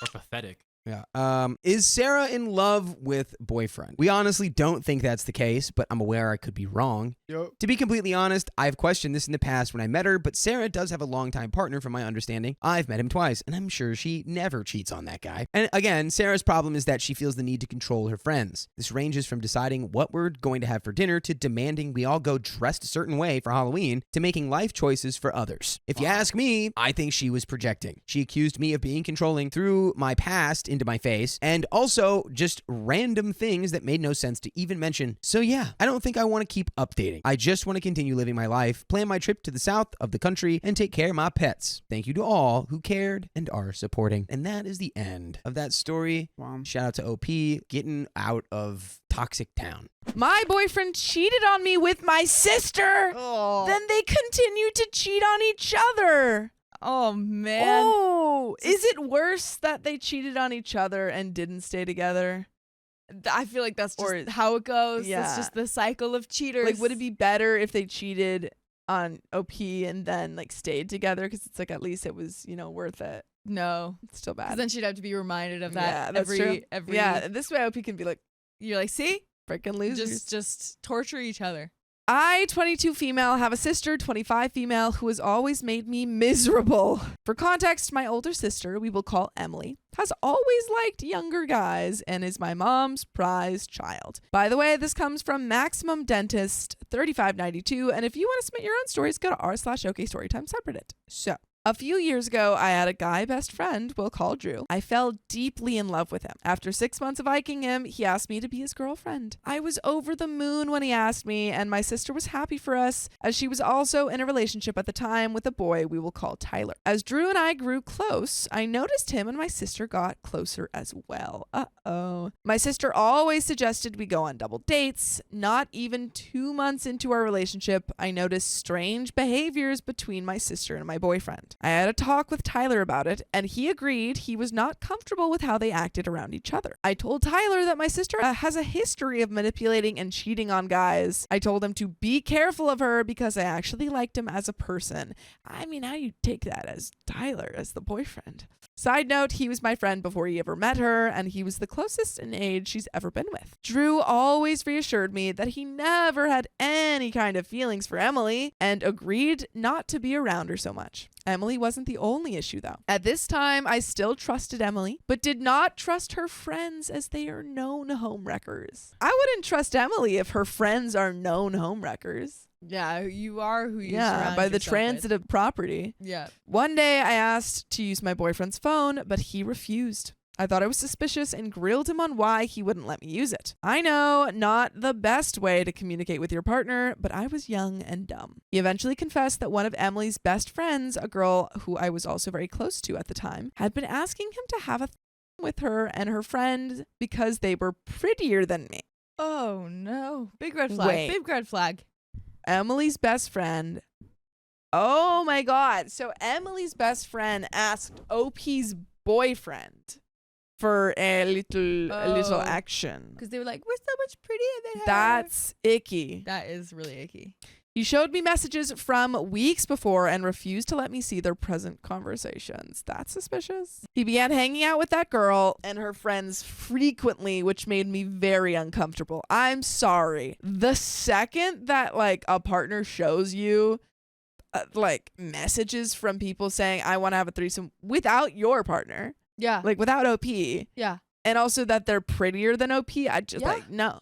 Like, No, those I'd are be not- like, absolutely. I mean, like, you can hang out with him, but I don't want to continue this relationship if you do. Yeah, that would not be That's so anyone I would be disrespectful. comfortable. Yeah, absolutely. But I dismissed it because he would guilt me into being okay with it by saying things like, you have to trust me to be a good girlfriend, or you're so controlling, or I'm assuming trust me to be a good boyfriend, or you're so controlling. About 4 months into our relationship, I thought it would be funny to switch phones with Emily and text Drew. She at first was hesitant, but then agreed it would be funny. Her only condition was that she had to know what I was saying. I began texting him as if I were her and asking funny questions and stupid things. Suddenly, my sister got a text from her friend group about my boyfriend. The message explained how our friends thought Emily and Drew would have made the perfect couple and how they should have kissed when they played Truth or Dare at their last hangout. Why are they at 25 years of age playing Truth or Dare with someone who has a partner? And one of those dares is to give a kiss. I don't like that. This is very high school. I immediately texted Drew as my sister, asking if he wished he had kissed her that night. He told me he wished he had kissed her and that he still would. Jail. Jail. I then got mad at my sister and went into the bathroom with her phone. I started to flirt with him to see his reaction, and he flirted back. Suddenly, I wasn't getting responses, and my sister desperately wanted her phone back. When she gave me my phone back, I went into the deleted messages and saw that she had told him I had her phone and was pretending to be her. I almost lost my crap then and there, but me being my young and dumb self, I let the two of them convince me to forgive them and let it go. Girl! Oh my gosh. Girl, he confessed to wanting to cheat on you and that he was interested in your sister. Yeah. You saw him flirting. The two of them eventually began hanging out alone together almost every day, and I became very jealous. Yet, if I even talked to a boy, I would be scolded by Drew, and if I hung out with anyone other than him, he would yell at me and say I didn't love him and that my friends mattered more to me than him. I literally hate this man. That's Trebuchet. what happens. I hate this They man. always project. Yeah. And they always they just turn it on you. Do it. It's I forgot to mention that by this point, Tyler had broken things off with my sister and she banned me from talking to him because he broke up with her. And there is an update, but man, oh man, is this annoying. OP, if this update isn't you breaking up with your boyfriend, I don't want it. Please. I don't want it. Please. 5 months into our relationship, one of Emily's friends got a boyfriend. He was a very attractive and sweet guy, and all the girls in the group swoon for him. We'll call him Liam. And he's also younger than me. Liam is very important to the story and other stories I would love to share. Our 6-month mark came, and so did my birthday. Liam attended my party without his girlfriend, and Emily could not keep away from him. I told his girlfriend, and she was extremely angry at Emily. But at my party, Emily was also all over my boyfriend, and I barely got to talk to him. A week after that, my sister invited Drew and Liam to a party with her friends, including the friend who asked him to cheat on me with her. I told him I wasn't comfortable with him going. He immediately told me I was controlling him and I wouldn't let him do anything with his life. Minutes later, I was getting texts from my sister, her friends, and calls from my family. The texts I were getting were how horrible I was as a girlfriend for not letting him go to the party. I told him he could go to the party, it's his choice. But I'd rather be there with him since I didn't trust my sister's friends. My mom called me home, and when I got there, she said that Emily had told her about the party and that I was horrible and controlling for that, and that I needed to let my boyfriend live his life. Oh, Yeah, wow. he can live his life alone. There you go. Got the mom on board. What's Yeah, going on? Who's lying to this lady? Honestly. My mother made me believe it was all my fault and that I needed to leave him because I was manipulative and controlling. I broke down, ran out, and called Drew to tell him we were over. Good. Oh, Good. Oh my gosh. I wouldn't stop crying and apologizing to him while he listened with not a care in the world. He went to the party with my sister, but still kept in touch with me. Emily sent me a video of them dancing together and hugging at the party, which really hurt. Wow. Why would you do that? Wow. You psycho. Oh my God. Oh my gosh. I still wanted to be with him, so I told him, and he said he still loved me and suggested we get back together. He said I should stay away from other guys and fix myself so he could get back with me soon. So now he's putting it on her? Now he's like, well, you need to. He's like, you you need have to some change. issues that you need to work out because Yeah. right now you're not letting me get with your sister, and that's a problem. Yeah, he's like you were the problem. You have to change so that I can get better. It's like that's simply never how it works. Never how it works. Emily and Drew hung out every day without me. After that, a week after the breakup, I saw them holding hands in a store. Another week went by, and I caught them hooking up in her car. They began to just kiss and hold hands in front of me, which broke my heart because I was still deeply in love with him. I told her I wasn't okay with it, but she told me it's not up to me and that they love each other. I don't think that's going to last, girly. It always ends how it begins. Emily told me that I wasn't good enough girlfriend to him and that he deserved someone better, like her. They became exclusive, but soon cheated on each other. They didn't last a month. See? Dang. There you go. I don't understand the thought process of like getting together and then immediately cheating. Like a month in, you could break up. Yeah, or just like never make it official and Yeah. just be like, yeah, no, we're just like having fun. We're just a situationship. And Yeah. then you can do whatever you want, dude. yeah. It's important to note that he cheated on her with one of her friends. And she cheated on him with Liam, who was also still dating her friend. This friend group, man. Messy. Liam and Emily are now together, oh my goodness, and have been for about 2 years. Wow, going strong. In the span of this time, I have caught Emily cheating on Liam twice. Never mind, going very weak.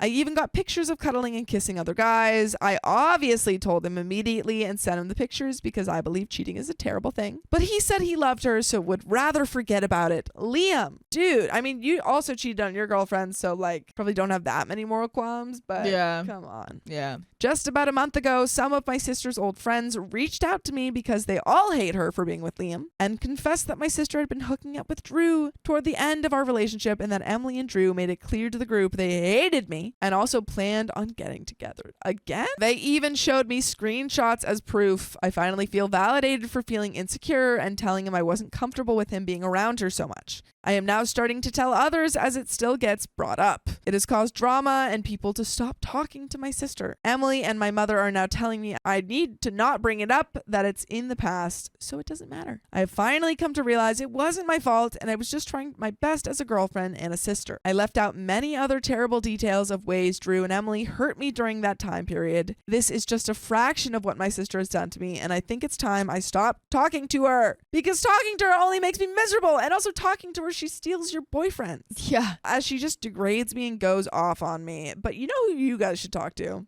Us! And you can listen to full episodes with stories just like that, this, and that. Just go to Spotify, Apple Podcasts, or your favorite podcast app and search up OK Storytime. Do it. And there's a little bit more to this story, but boy, oh my. Oh boy. Hey, yay, yay. This is just like kind of crazy because there's like so much going on. It all started with like what happened with OP and the boyfriend, and then it's like it's just continuing on for the rest of the group chat. Like everyone else is just dipping their fingers in all the pies. yeah. That's just, oh my gosh. She's just like watching this all unfurl. Yeah. It's wild. He's like, okay. But there is a little bit left. After all of this, I am now with the absolute love of my life and fiance, who refuses to even talk to Emily, knowing what she has done to me. He's like, I can't let her get her hooks into me. I've got to stay away from Emily. Stay away. No surprise when she somehow got his number and hit on him. He blocked her and told me immediately. Good.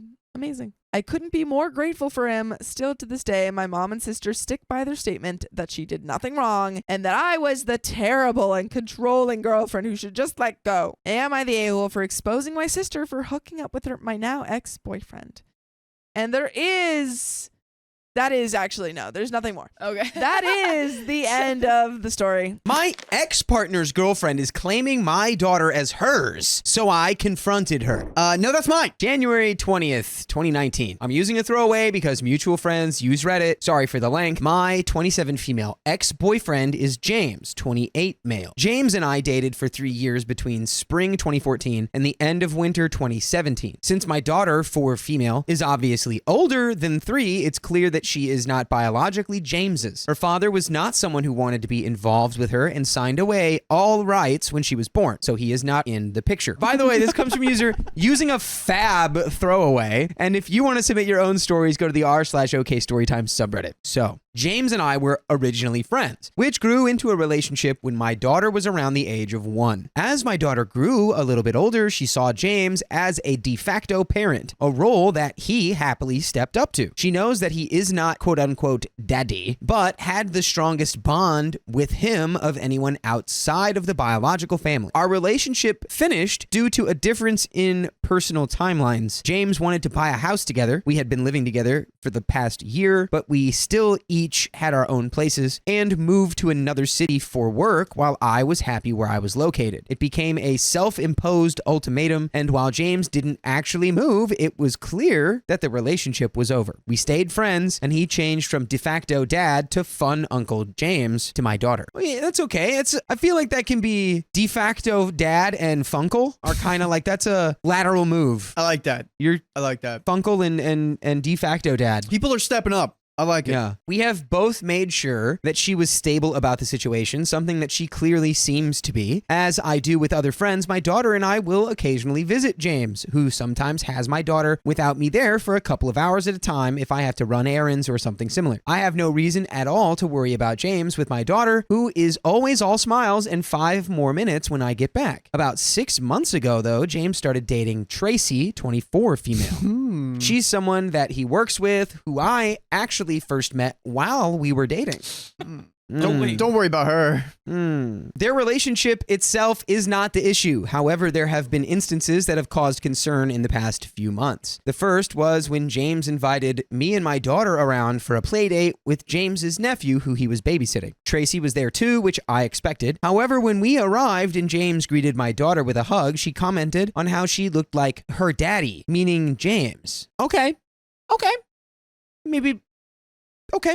We're going to keep going. We're going to gather some more information. She's trying to understand the world. She's young. Okay. Maybe she just doesn't know. Yeah. Both James and I said that my daughter wasn't James's, which is something James later said had come up in conversation between them before. She only remarked that she meant they had a strong father-daughter bond, which I thought was odd, but ignored. There have been a couple of other times where I have seen Tracy either out and about or at planned events when she has said that my daughter really likes spending time with James, which obviously I know, though I just took it as awkward exes chat. The reason I'm posting is about what happened a couple days ago. Again, James was babysitting his nephew and had invited myself and my daughter to the park for an afternoon. We get there and everything is fine until my phone rings and I'm told that there's an emergency in the office that I have to sort out because X, Y, and Z aren't picking up their phone. I mentioned this and James and Tracy offered to look after my daughter and stay in the park while I rush over to the office, which is 5 minutes away, to sort out the problem.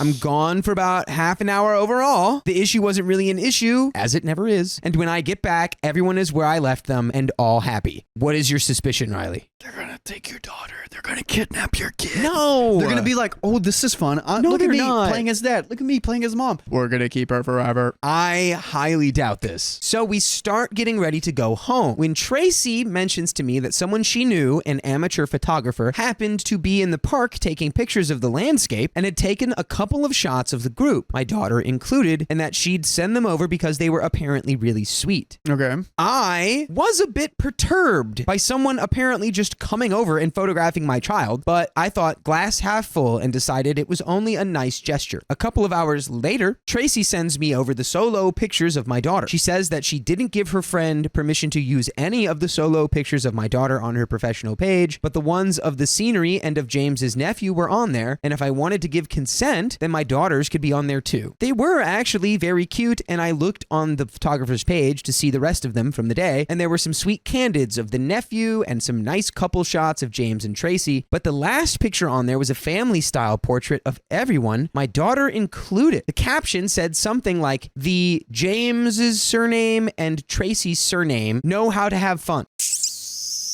Don't use my daughter as like a prop in your cosplay family? What are we doing? Stop using my daughter to gather more clients for your photography business. Maybe it was just a misunderstanding. Like, it's one picture. One picture that you could have think generated. that the photographers in cahoots now? I don't know. I mean, if it was a good photo, Like and they're people, like people are texting? like, I want to feel that moment. I want that moment to be embedded on my wall forever. Probably so. Never know. So I immediately messaged the page asking for the picture to be taken down as it had my daughter in it without my permission. They replied, apologizing for the issue, saying that Tracy had said that the little girl was James's and that he gave his consent. I then messaged James asking him not to give consent for anything involving my daughter and to remind Tracy yet again that he is not my daughter's father. He replied saying that he never gave his consent for any group pictures to be on there and he resented the accusation. I messaged Tracy later on, making it clear that I didn't want my daughter to be used in any kind of situation where the facts weren't clear. And no, James was not her father. I did not get a reply. Okay, clearly there's something going on with Tracy here. I don't know where to go from here. I don't want to be that ex-girlfriend who tries to get her ex to sneak around behind his girlfriend's back for him to see my daughter, but at the same time, he's done nothing to stop Tracy from acting out this charade of my daughter being James's and therefore hers. And I could see why this is a big deal. Part of me is like, thinking just within myself, I'm like, does that even matter? It's like, I wouldn't even care. It's like, I know that's my daughter. Yeah. But I don't want my daughter getting confused about who's her dad. Who's daddy? Who's right, mommy? exactly. Ooh. So if whenever she's around him and she's being told that James is her dad, yeah. What happens when now she's like, well, why doesn't daddy James live with mommy? It's like, well, they're not, now she's confused and probably it's going to make her upset. And so that's why I did the math in my own head. I'm like, why would it matter? I feel like that's why it matters the most. OP, sounds like a conversation and some boundaries need to be laid out. Yeah, I think actually this is a perfect moment to approach a situation with curiosity. Clearly there's something going on with Tracy. Okay. So I would say talk to Tracy. Be like, What's going hey, on, girl? why is it that this keeps happening? Yeah. Don't come at her like ready See to her tussle. perspective. Just be with curiosity. Be like, why is it that you see her as James's? Mm-hmm. If I just cut them both out, then my daughter will be confused, though I know that she'll bounce back. I know that James will be hurt too, but I need to put mine and my daughter's feelings before that. It's just getting to me that we were able to be fine and stable through our whole breakup, yet a completely avoidable situation is what will finish this off. Should I just move on without James and Tracy in my and my daughter's lives? Am I simply overreacting and becoming that quote-unquote ex regardless? And there are some top comments. Here we go. I am not a troll today. This seems super simple to me. Don't leave your kid alone with people who want to pretend she is theirs. Let her visit for sure, but when you're there, done deal. If they offer to be alone with her again, decline. And if they push for a reason why, tell them why. And a deleted user says, the confusing part is it's like OP wants James to be a fill-in dad, but he can't make any decisions. The whole thing is a bit weird. I'd say cut both of them off as it'll only get more confusing. I didn't get that vibe. Oh, that OP wants James to be a fill-in dad? Where was that? Where did that come from? Yeah, that is a little weird. Okay, I don't know. People see different things. Yeah, RTT 790. It's only going to get more awkward and uncomfortable moving forward as your daughter ages, especially when you get a new partner. Best bet is to cut them off and move on. Your daughter is young and will be fine without them in her life. Strawberry Blonde Haze says, I think James choosing to keep someone like Tracy around does say a lot about his character and how stable a role model he may be in 5 to 10 to 15 years. The influence his partners have on OP's daughter may only increase as she gets closer to puberty and idolizes females she aspires to be like. One might think, but it's only an hour or two. Kids are very impressionable, especially in a single parent household. And there's an update from 3 days after the original post. Honestly, I mean, definitely, I don't know. Everyone's making too quick of a decision. Exactly. You need to fill it out first, then make a decision from there. You just need more context. Exactly. There was nowhere near enough information, I feel like, in that story for most of those comments to assume that stuff. Yeah. So we do have an update here. Let's get into it. So I got a lot more interest in my post than I expected. While some were either end of the spectrum, the majority seemed to suggest that James was too involved in my daughter's life. I had a long think about why I had pursued this route. To clarify, I did not force James into this position. He was happy to maintain a relationship with my daughter, given that he had been in her life for several years. The comments concerning where my daughter would be when James settled down and got married and had kids of his own also made me think. This situation was definitely one of convenience, especially given the fact that our relationship ended since James wanted to move away and I did not. I definitely had no plans to challenge any of James's life choices, nor did I ever expect him to prioritize myself and my daughter over anything else. Something I seemed not to convey clearly in my original post was that James really is just a friend and has been for the past year to me. And so because of that, I don't quote unquote use him for anything that a parent would do. On the he's not a babysitter or daycare posts, he sees her maybe once every 6 weeks. Which is, for those who may be wondering, that's not a lot. That isn't, no. I think it's 10 times a year, maybe. It's awesome to keep in touch. I like that. Yeah, so I see nothing wrong here yet. And since our relationship ended, he's been alone with her 3 times at most. So this is not me using our former relationship as a tool for free childcare. He asks to see my daughter. I don't make him make time for her. As a final clarifying point, this has never been a I want him so you can't have him situation. Our time together will always be cherished, but I do not want to pursue a romantic relationship with James again, and he doesn't with me. On to the update. After reading the comments to my post and thinking over the issues, I decided to send both James and Tracy messages apologizing for my reaction and my heat of the moment accusations the day after I made the post. James responded saying that it was water under the bridge and he would have been annoyed too in the situation. Okay. Tracy's response was different. All she sent was a message saying, I know he is daughter's father. Go on. Okay. I assured her that James was not my child's dad and even went as far as to apologize if I had seemed off with her or if my current relationship with James was an issue. She asked if we could meet up and talk, which I agreed to. We met for coffee and she said that she had been off with me, but not because of my relationship with James. Okay. She said the last year she had found out that she was infertile. And while James knew and was supportive, seeing him with my little girl who she knew he helped raise for several years got to her, which resulted in comments about him as daddy. Uh-oh, so her being infertile, she's like, oh, this is my way of becoming a mother. Keep going. I need to understand the mind of this woman. Curiosity, people. She then said that the whole photographer situation was set up. I knew oh my it. God. I knew it. It was. Wait, then how? How did OP go to the job? Wait, did she set that up too? How did she get called away? Wait, keep going. Okay. She had asked her friend who lived near the park to come and take some pictures of her, James, and the children as soon as it was clear that I was going to have to leave. So she literally did do the exact joke that I made. She told James the same thing she told me about the friend happening to be in the park and wanting some portfolio shots, but told the friend out of James's earshot that I was totally fine with the pictures happening and that James was my daughter's father, so she had an on-site parent regardless. She was the one who suggested the family portrait shot. She told the friend to stick that one online, but that the individual ones of my daughter needed to go through me first. She didn't think that I would be interested in looking at the other photos and thought I wouldn't see it. She said that having a picture of her partner, a little boy and a little girl, was enough to, quote, keep her going since her medical news was hitting her hard. I can't argue with that at all. Tracy ended by saying that since James is the only father my daughter has ever known, she is therefore the closest thing she will ever have to a child with him. I didn't quite know how to respond. But what about adoption? How would you respond, Riley? There's a thing called adoption where if you and another person really want a kid and you can't have a kid, you can adopt. Please do not take my child. This is my child. You can't have my child. I don't think Tracy's trying to take the child, to be clear.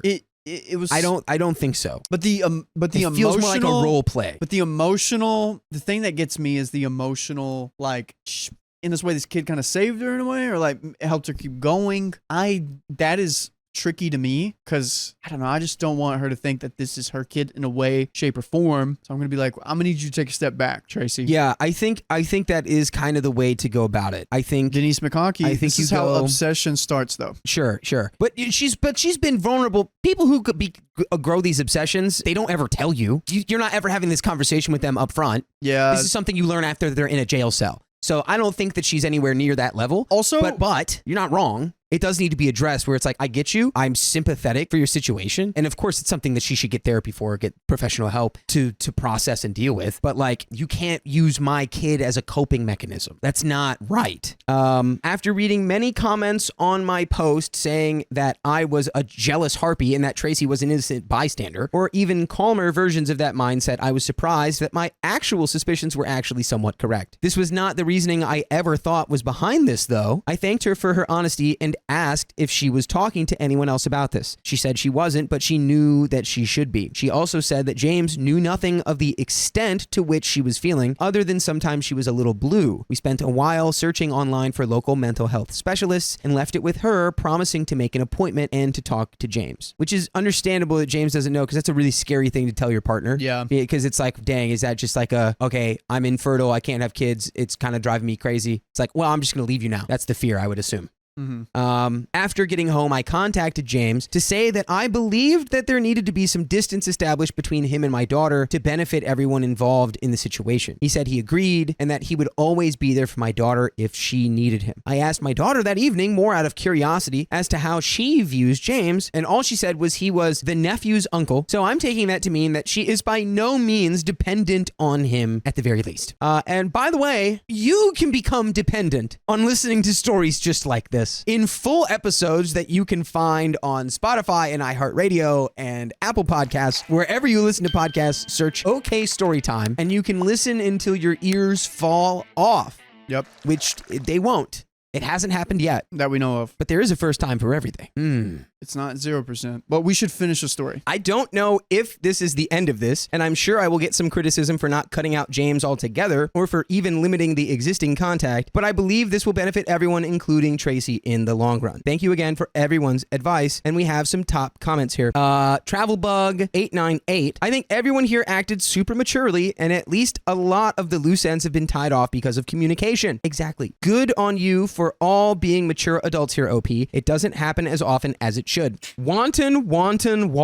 says, I mean, I wouldn't say that Tracy acted super maturely exactly, but I commend her for eventually communicating what was going on with her. That is mature of her. Only one I could think of says Tracy's manipulation of the photography session and having it posted online was terrifying. Also, hyphenated names already. Tracy is bold. I do hope she can let go of the idea of your daughter being hers by extension of James, and that she gets the help she needs. But definitely stay away, because I'm getting creepy walk into a hospital and kidnap a baby vibes from her. And isn't that the most appropriate way to end that story of all time? That's the beauty of everyone having their own thoughts and brains, is that we can all see things through our own lenses, and sometimes we don't see things the same way. My ex's new girlfriend is a carbon copy of me. I want to confront him. Confront your clone. Okay, this is a bit weird, but stick with me. I'm going to call my ex Mike and his new girlfriend Katie. Background: me and Mike were friends for about 2 years, during which I had been dating another guy. I broke up with said other guy, and since me and Mike had great chemistry, we decided to give dating a try. Ah, the classic. Mike was just waiting in the wings.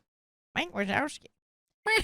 By the way, this comes from Fantasy Ex-Girlfriend, X in all caps. And if you want to submit your own stories, go to the r/OKStorytime subreddit. So everything was going fantastic. We had an amazing passion, enjoyed the same interests, and I kept up with his fast-paced lifestyle really well. But because of a whole other mess, crazy roommate, my best friend who was Mike's friend for years before me and turned out to be in love with Mike, yikes, tell us that story. Oof. We ended up going our separate ways. That kind of hurt both me and him, so we cut contact for a little while to lick our wounds and didn't talk for the next year. Within that time, I met my current boyfriend, who I am deeply in love with, and we are set to get engaged soon. Yay! After that year, Mike contacted me and said that he really valued the friendship that we had before and missed talking to me. Uh-oh, Mike's trying to do it again. Mike's like, I did it once, I'll do it again. Do it again.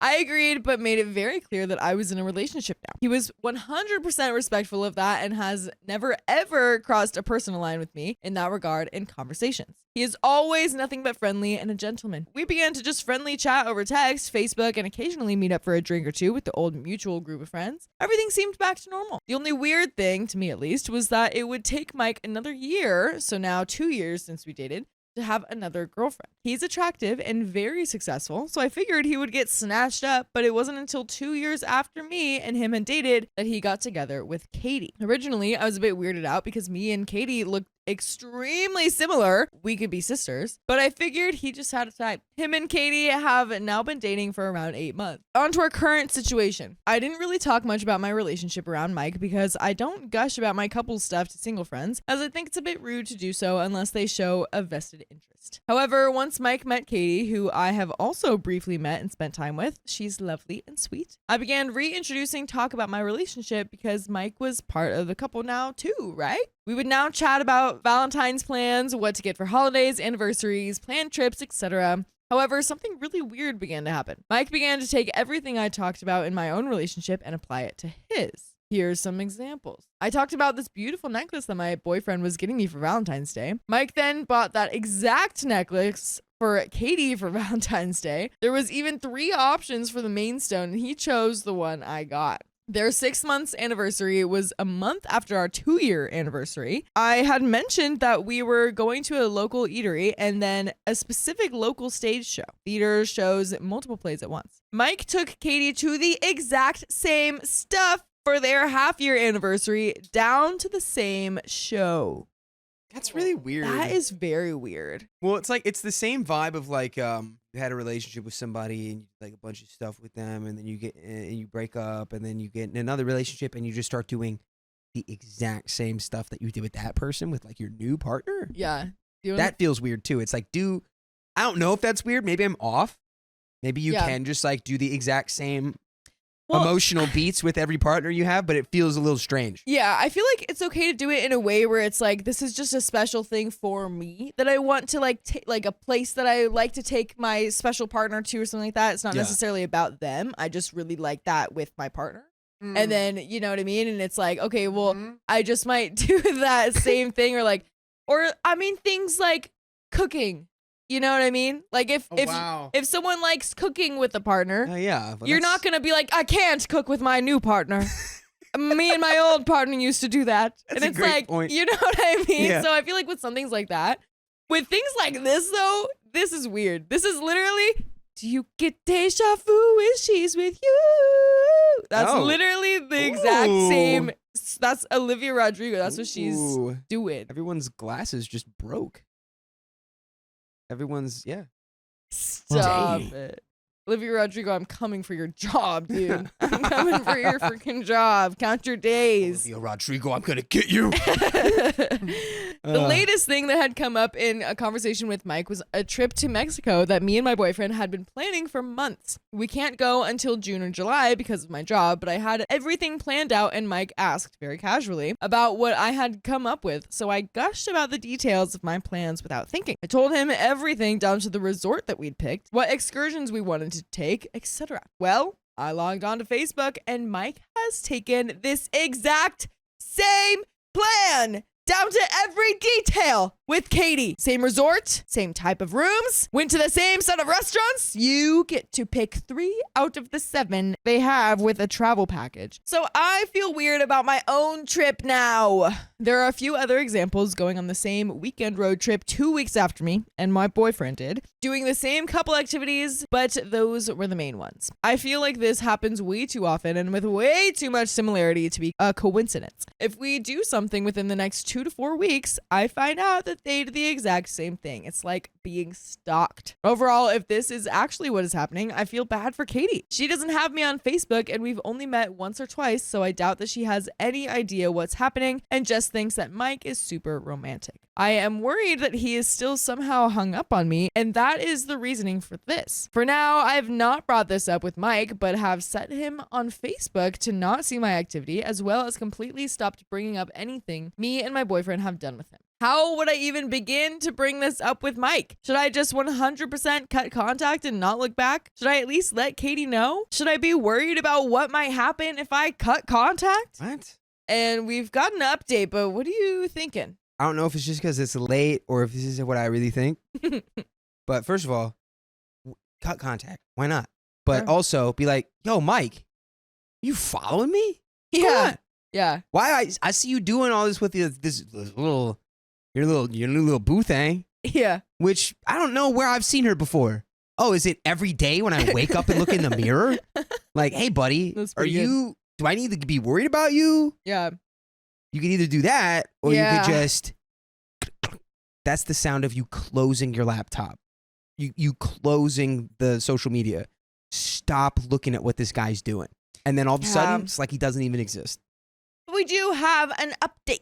So first off, I want to give the typical thank you to everyone who took the time to comment. I did read every reply and really think about it, even if I didn't directly reply to you. The general consensus seemed to be that Mike was just being lazy in his new relationship, that he liked the ideas that me and my boyfriend had and was taking them so that he could impress Katie, and that while it was not exactly cool, I shouldn't be that worried or creeped out. A lot of people also said that if it really bothered me and we were really good friends, I should mention it to him. So I decided to do just that. Last night, I sent Mike this message. Hey, Mike, there's something I want to talk about. I've noticed through your relationship with Katie that a lot of the things that you do for her are things that me and my boyfriend have done or I have recently talked to you about. I understand that you might just be looking to your friends for inspiration on cool things to do, but I don't think this is the best way to get ideas. This has been making me feel uncomfortable, mostly because it's never fun to watch another couple live all your exact moments. From my side of things, it takes a bit of that special feeling away. I also think it would make Katie feel very uncomfortable if she ever found out where you were getting all of the ideas for your special moments. No girl would be okay finding out that she was getting the same stuff as your ex.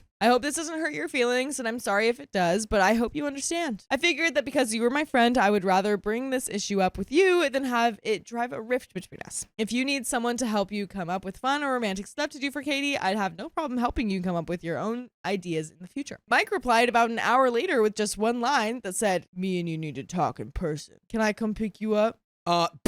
No. We can go meet somewhere. Dude. Are you kidding me? Yeah, what? That was scary. It's like, don't bring anyone. Don't bring anyone. Don't bring any cops.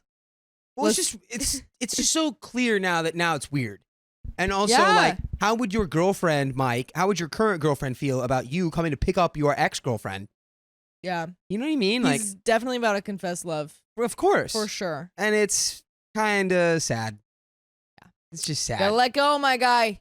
Mikey boy. Mike. Guess what day it is? This immediately made me feel weird. I'm glad I went with my gut feeling as well because I replied, "Sorry, but I will be busy for the next while with work. If you need to talk to me, whatever you want can be sent over message." Yeah. Job. Exactly. Yeah. This time he took 5 hours to reply, but when he did, it was very long. I won't copy and paste it because there's a lot of personal details and emotion that I'm not comfortable sharing, but it boiled down to this. Mike is completely still in love with me. Whoa. Who would have thought? Oh my God. Forget. He is? No way. I never saw that coming. I actually think he is completely infatuated. That's it. Doesn't even know. This ain't even love. Doesn't even know, man.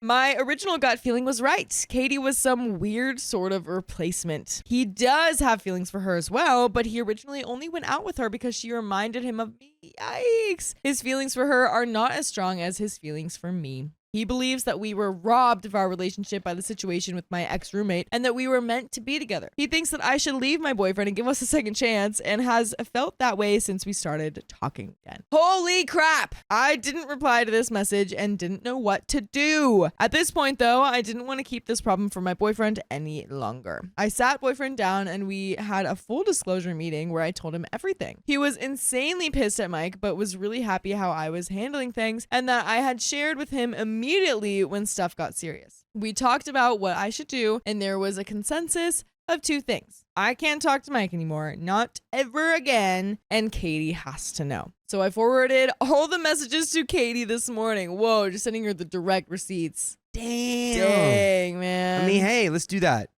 Let's do that, though. Let's Whatever. do that. Go ahead. I like that.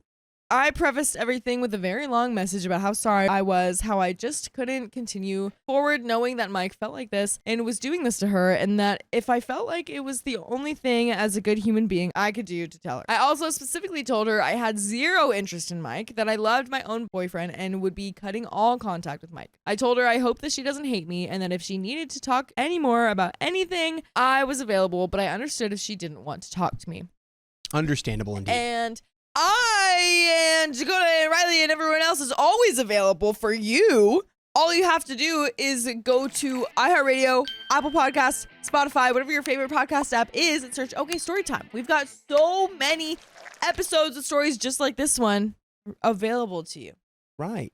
How many days worth of stories, Dakota? 54. Oh my goodness. How crazy. How crazy. Something is wrong in my neck. Oh, but no. that's fine. Hmm. It's okay. Don't worry about it. All right. Continue on. There is a little bit more to the Everything's story. normal. So, Katie called me about 2 hours later and asked me to meet her at Starbucks. We had a super long talk there about how she felt things had been feeling weird for a while and how sorry she was that I ended up in a crappy position. About how she was originally pretty angry at me, but then realized that that was stupid and that I hadn't deliberately brought this on, and thanking me for being a real bro and letting her know what was up. I like that lady. Mm-hmm. She realized, wait, why am I mad at her? Yeah. Smart. Oh, because of him. Of him.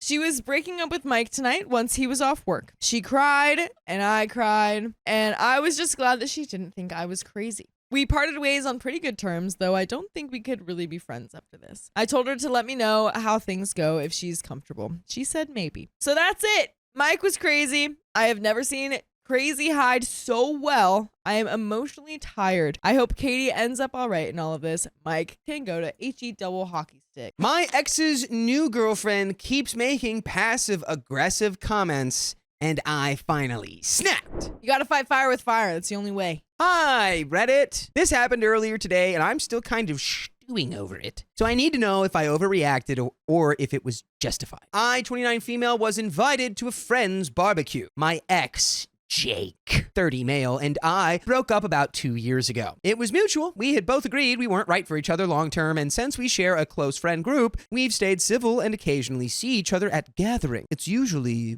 fine. By the way, this comes from user Puppy Kitten Babies. And if you want to submit your own stories, go to the r/OK Storytime subreddit. So, Jake has been dating Sophie, 26 female, for about 6 months. I don't know her well, but every time we've been around each other, she seems to go out of her way to make little passive-aggressive jabs at me. Stuff like, wow, you're still single? That's brave. Must be so nice having so much free time without kids. How is it brave to be single? It's not really always your choice. Yeah. I have a feeling she might just be being rude. What? What? What?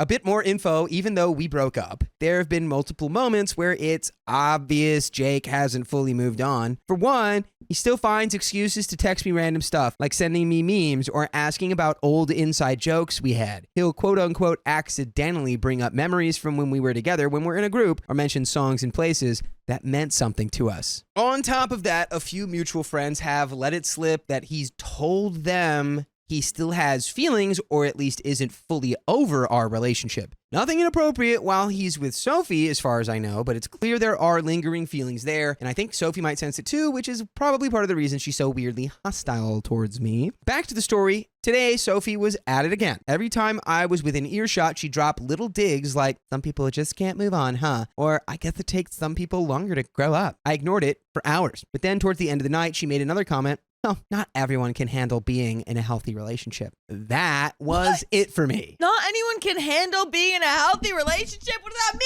mean? I turned to her and said, you're right. It takes a special kind of person to date a guy still hung up on his ex. It went completely silent. Dude, that's an amazing comeback. Oh my gosh. Sophie looked stunned, Jake looked beyond uncomfortable, and a couple of our friends awkwardly tried to change the subject. I left soon after because I didn't want things to get worse. She was making digs at me all night, and I finally stood up for myself. Part of me feels like maybe I went too far by throwing that in her face, even though it is true. Nah. I never planned to use what Jake has said and done like that, and now I wonder if I made it unnecessarily messy. Dude, she was poking the bear with the stick. She's like, poke, poke, poke, poke. Now the bear has mauled her. Yeah. No one's going to be like, Don't how hurt. could the bear ever do such a thing? Right. They're going to go, oh, Dude. can I say it? Nope. You gluck around. No, can't do that You one F either. around and find out. That's what you Yeah, I know. say. Say the F. You just chuck around and find out, dude. Fire I truck. want to curse, dude. Reddit. Am I the a-hole for finally snapping at my ex's girlfriend after constant passive-aggressive comments? No, that was an amazing comeback, and I'm here for it all. That's like she was coming at you with these stupid things, and you shut her up. F-A-F-O, dude. F-A-F-O. Okay. F-5-5-O. It's late. Comment number 1. We got some comments here. Not the a-hole. She has to run and found out. She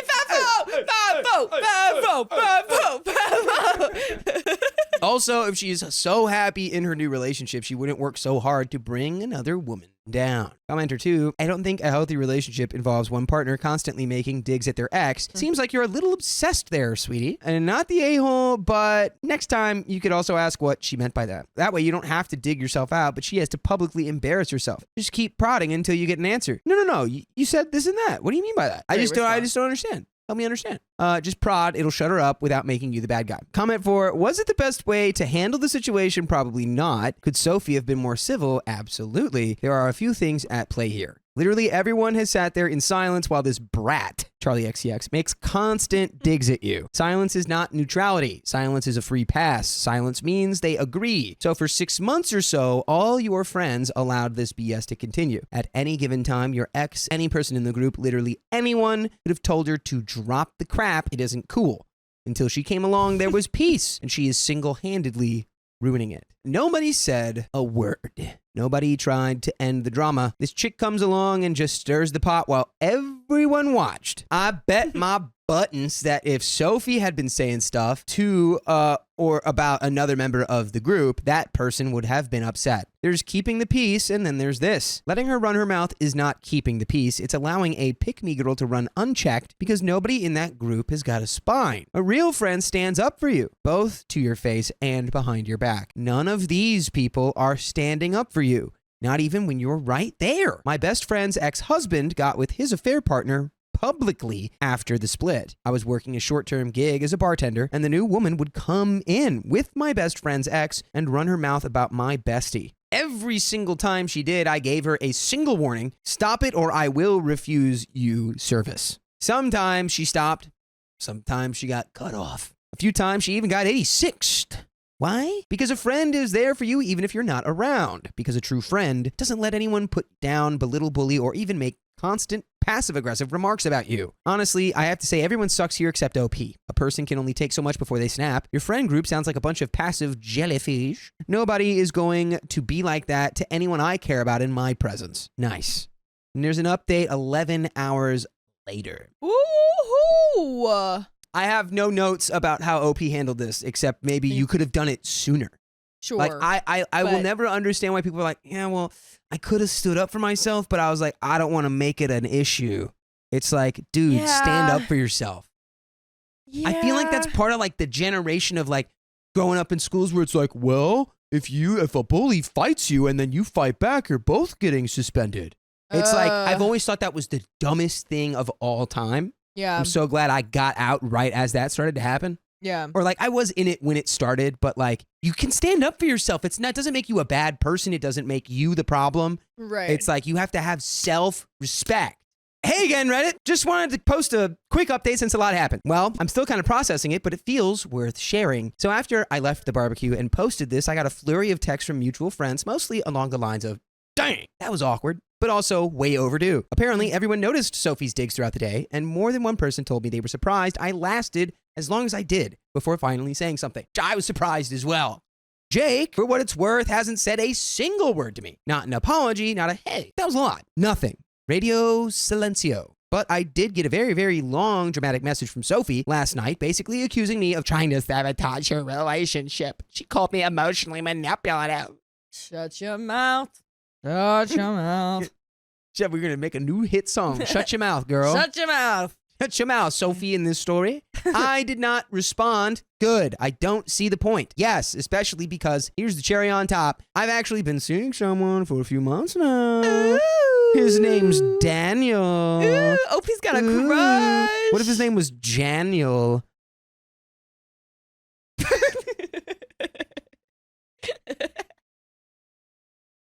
Okay. He is thoughtful, mature, low drama, and most importantly, not still caught up on his ex. We've been keeping things fairly private while we found our footing, but last night, after the chaos of the barbecue, I posted a picture of us to the friend group chat. Just us smiling at a coffee shop, totally normal. And within the hour, Sophie left the chat. Make of that what you will. Forsooth. Anyway, Daniel has been incredibly supportive about everything. And honestly, I think seeing that photo and realizing that I have 100% moved on was the final in whatever illusion Sophie was holding on to. One of our mutuals mentioned that things were not going well between her and Jake, which, yeah, that tracks. So, yeah, I don't feel bad about what I said anymore. Maybe I could have been softer, but sometimes the truth is sharp and people don't like how it feels. Give them that cold water. And by the way, you're going to like how it feels to listen to full episodes with stories just like this on Spotify, iHeartRadio, Apple Podcasts, wherever you listen to stories with your ear holes. Just search OK Storytime and you'll find us 2,000 plus episodes just waiting to be listened to. Wow. Call that slam poetry. Dude, that's great. That's great. And we have a little bit more story left. I don't even have any notes. This is all perfect. Yeah, I agree. I mean, except for you could have stood up for yourself earlier, but it's like, sure. I get the friends not tapping in. I like that one person was like, your friends stick up for you always, but it's like true if you're at the bar, like that bar situation, I agree with. But it's like it's more complicated with the political like implications of like being in the group. Yeah, I feel like, you know, if things like that happen, if everyone's just like, oh, like what? Like, stop saying that. Sometimes if it's just like a first or second offense, you know, of her saying these passive aggressive things, it can just come off as like really blowing things out of proportion. And if you don't want to like make the situation worse or more dramatic, then, you know, it's not the solution for everyone to be like, what? Stop it. You know, it's like, I'm just going to wait for the right time. Once it gets enough, I'm going to say something. Yeah, especially in front of the group. Because it's like, if it's your thing and people are seeing like, wow, she's just like taking that and not addressing it, maybe we don't understand what's going on. Yeah. Because it's like, normally it'd be like, wow, if anyone said that to me, I would immediately be like, hey, what's your problem? But she never called Sophie out. So then the friends are like, I mean, is it my place to start this? Right. So, yeah, I wouldn't cut the friends out. But let's finish this story. Thanks again for all the response. Reading through the comments really helped me feel like I wasn't just being petty or reactive. I'm good now. Actually, I'm better than good. I'm great. And Daniel brings me coffee and emotional security, so that's a win. And we do have some top comments to finish it off here. Comment 1, I'm glad your friends are on your side. Sophie is pathetic. I'm so curious how your ex will react to the news of Daniel. Comment 2, it wasn't fair of Sophie to take out her frustrations on you. At least they're now dealing with it. Number 3, she probably thought that you were the one sending him mixed signals and the reason he was kind of flip-flopping. That picture must have shown it was all him, maybe as opposed to what he was telling her, so she had no reason to stay with him. Or maybe she was only there as a friend to try to make you jealous and come back to him. And that is the end of that story. Wow. My husband's ex refuses to get over him. We had to get a restraining order. Dang, sounds like she was being extra. I met my husband 6 years ago. He was an acquaintance until 2 years later when we reconnected. We were both single and became best friends. A few months later, we were dating, and a little over a year later, we were married. By the way, this comes from Throwaway for Jax, and if you want to submit your own stories, go to the r/OKStorytime subreddit. Yeah. So we honestly don't have any big marriage issues. Great communication, same hobbies, and an amazing spicy sleep life. Our fights are resolved in a well-articulated manner, and overall, we get along even better than when we first met. The problem is this: his ex-girlfriend from years ago. When we first met 6 years ago, when he was just a random acquaintance, he was dating another lady. No big deal. I had a boyfriend at the time too. I met my now husband and his girlfriend at the time, and that was that. I saw them around from time to time, and they were both nice, cordial people. 2 years later, when we met again, they had broken up a few months prior, so we started slowly dating. About 4 months of being platonic. The minute we made it official, I received a Facebook message from his ex-girlfriend calling me a witch and saying that I stole the love of her life away and that she knows that we're having spicy sleep when they were dating. And I ignored the message. Great job. Because it was full of name-calling and false claims. I never crossed a line with him while they were together. I barely knew him. Never even a hug or a handshake. Weeks went by and she continued to pester me via Facebook, so I blocked her. Then she found my Twitter account and began pestering me on there. Tweeting things like salute and ugly homewrecker at me. The ugly part really put a hurting on my already low self-esteem. And if I'm being honest, she is a knockout compared to me. It was tough to ignore, but for the most part, I did. So I blocked her on Twitter. Then the phone calls started. All right, dude. Oh my gosh. What are we? Where's the boyfriend? She began calling my boyfriend, oh wow, now husband, all the time, telling him that she saw me making out with random guys in different cities, blah, blah, blah. He blocked her number. Then she got my phone number. More text messages ranging from, oh my gosh, I'm sorry I was mean. You seem really nice. Let's be friends and hang out. To, what the F? You are so ugly. Why the F is he with you and not me? So I blocked her number. A year passed and she seemed to have vanished. Aside from a few mutual friends who would occasionally mention her, we forgot she existed. And then about a year ago, 1 year into our marriage, she resurfaces. She has a new phone number and begins calling and texting him again. He would show me the texts and he wouldn't respond, and then she would go psycho because he wasn't responding, saying it was because I was controlling. Oddly enough, I told him to respond. I told him to kindly tell her that he is married and that she needs to go away. Instead, he blocked her new number, which apparently just made her even more angry. Now, this woman lives about 2 hours away from us, and within the past 6 months, she has been slowly trying to join our friend circle. She shows up in our city at our favorite bars, usually alone, sometimes with some of our mutual friends she met randomly through Facebook. It is unbelievable. She also yelled at my best friend in a restaurant who was visiting her sick mother in the ex's city. She is truly insane, I'm afraid. The final straw happened 2 months ago. We went to our favorite bar to play some acoustic songs. We play music together occasionally. And guess who shows up front row to glare at me the whole time? It's his ex-girlfriend from 6 years ago. Oh, no way. What? We tried to ignore her, but it really was unnerving when we were just trying to have fun and make a little extra cash. But every time I go to the bar to order a drink, there she is. Every time I go to the bathroom, there she is, just waiting for me to come out of the stall. Finally, I approached her and said, hello. She said, I'm not here to see you. I have to talk to OP's husband. I told her that was fine, but I didn't know where he was. She takes off looking for him. I stand around guzzling whiskey because honestly, I was just so shocked and out of ideas on how to gracefully handle this woman. My husband comes up to me and says our instruments are loaded up and we need to go. So we get in the van, and just like in a horror movie, she comes up to his driver window and starts crying and banging on the window. My husband rolls down the window and she throws an adult soda can at him and yells, "Why the F did you marry her?" My husband drove off. Thank goodness he was sober, because at this point I was whiskey wasted and completely freaked out. Since then, she has become close with all of our friends in the city. I crap you not. She literally has weaseled her way into our friend circle.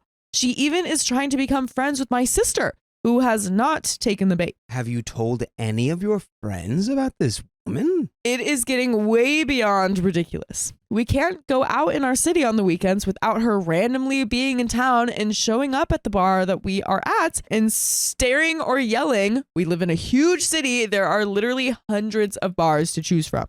The last message I got was a text from an unknown number that, surprise, was her, telling me that I wasn't good enough for my husband and that I was ugly and he would leave me for her one day. My husband has been very collected through all of this, but we are both about to blow a gasket. Stop being collected. What can we do or say to make this nonsense stop? She is acting like a hormone crazy teenager around a member of NSYNC or whoever the cool band is now, LOL, and it is driving us crazy.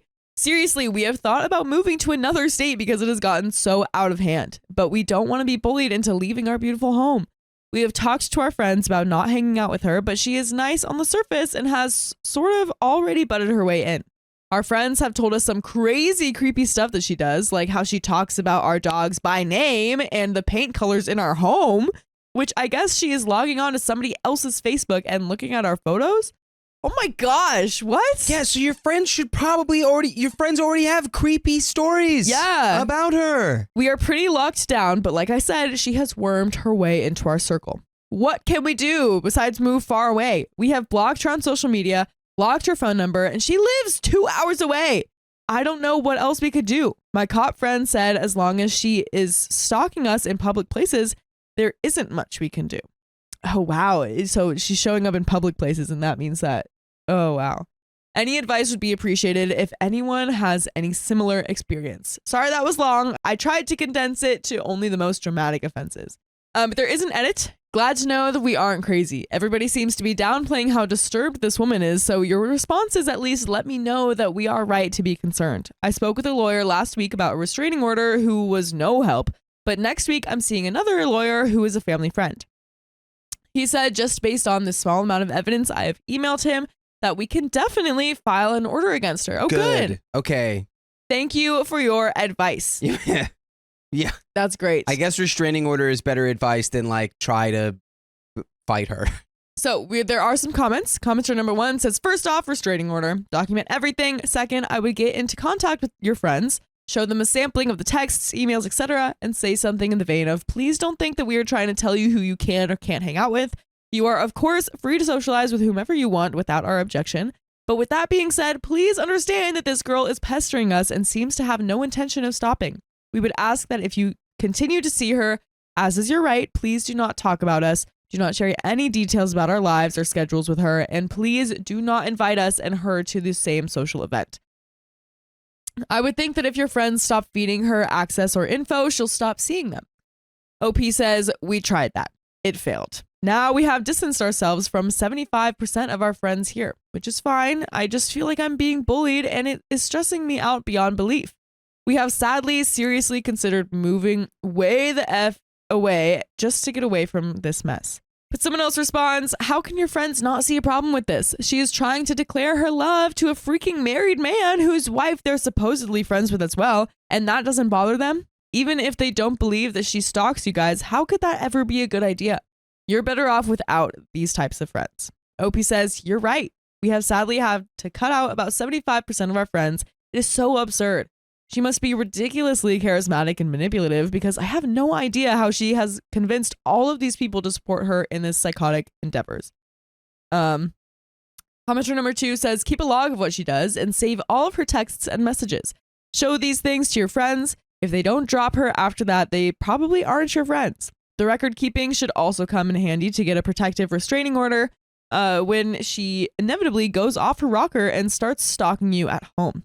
And an edit, don't respond to any of her texts or messages. I know a girl who was denied a restraining order because she would respond to her stalker. Oh, wow. OP says, thank you. We have all the numbers she has used to contact us blocked, so we don't get any more texts.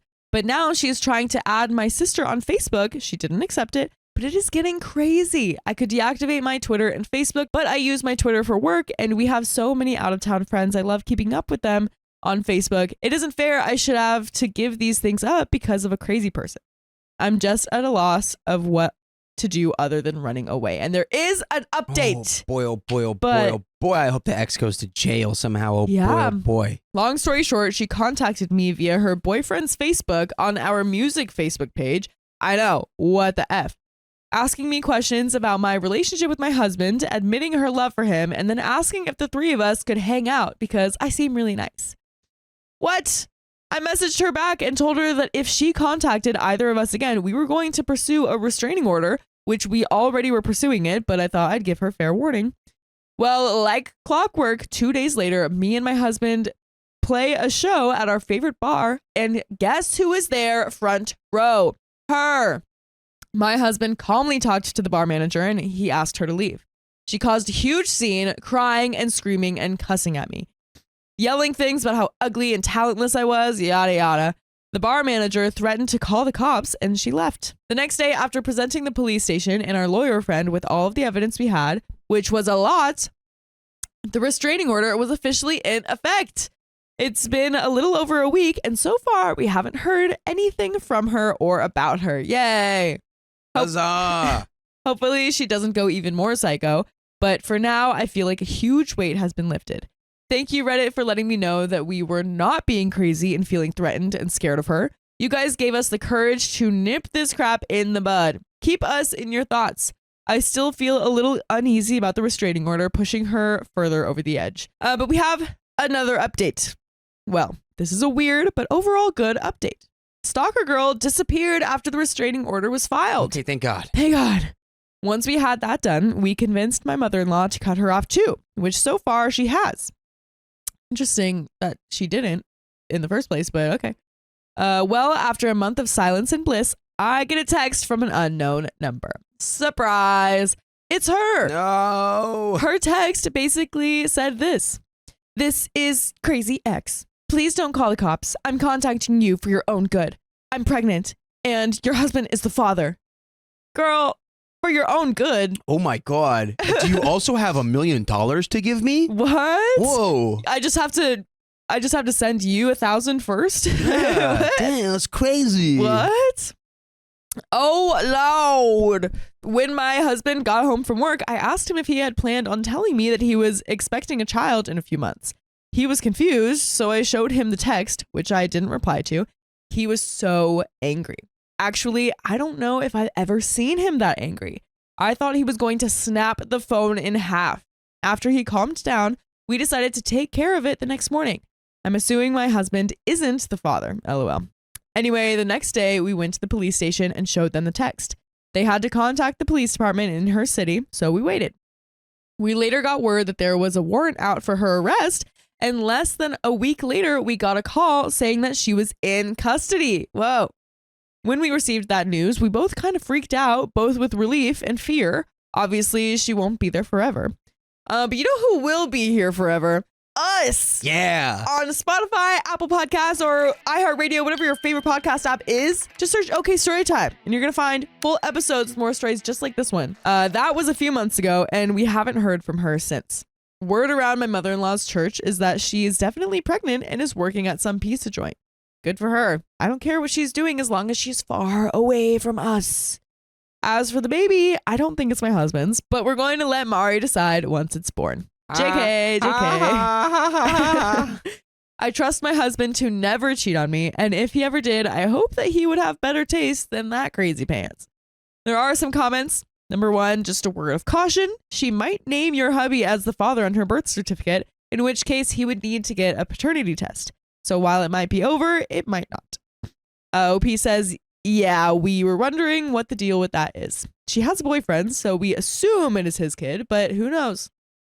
My husband said that he would gladly take a paternity test if it came down to it, but what a crock of crap. I really hope it doesn't come to all of that. Hopefully jail calmed her butt down, but on second thought, those pregnancy hormones might make her crazier. Commenter number 2 says, out of curiosity, those friends of yours, any word from them? OP says, a couple of apologies once she got arrested. We forgave, but we're still keeping our distance. And that is it. It's the end of that story. Wow. Oh my gosh. My mother-in-law won't drop my husband's ex, so I won't allow her near my kids. Turn around, touch the ground, kick your ex out of town. Ooh. I, 33 female, and my husband Tom, 35 male, have been no contact with most of his family for 3 years. Ooh. Within those 3 years, I've had twin boys, which has made my mother-in-law try to get back in contact with me. There's a lot of history there, but here's a brief summary of why Tom and I are no contact, and it all revolves around Tom's ex, who we'll call Talia. And by the way, this comes from user OKDisaster1788. And if you want to submit your own stories, go to the r/OKStorytime subreddit. So I am Indian American and Tom is white. He comes from a pretty traditional family and grew up in a small town. Talia was mother-in-law's best friend's daughter, and they were the small town romance everyone envied. However, upon meeting in college, Tom and I just clicked on a platonic level. And to be honest, I didn't even have feelings for Tom until 4 dates in. I guess you could say he had an emotional affair, but he never did anything physically romantic until he broke up with Talia. Talia, of course, remained in contact with his family since she had been, according to mother-in-law, the daughter she always wanted. Keep in mind, Tom has a sister, which means she has a daughter. Just not the one she wanted. But Talia is more of a homemaker, while my sister-in-law, who is an absolute angel, had always been more career-focused. Talia had been at every holiday, family gathering, and get-together since the very start of the relationship, and at first I paid it no mind. I was civil to Talia because mother-in-law made it clear she mattered to her, despite Talia's blatant distaste and disrespectful attitude towards me. That changed at my weddings. We had two. Whoa, was it a secret one and then a public one? Please. And my parents footed the bill for both. The dress code was simple. Aside from the obvious no white and wedding party colors rule, nobody was supposed to wear red. I am well aware that red means you slept with the groom, but more importantly, red is a bridal color in my culture.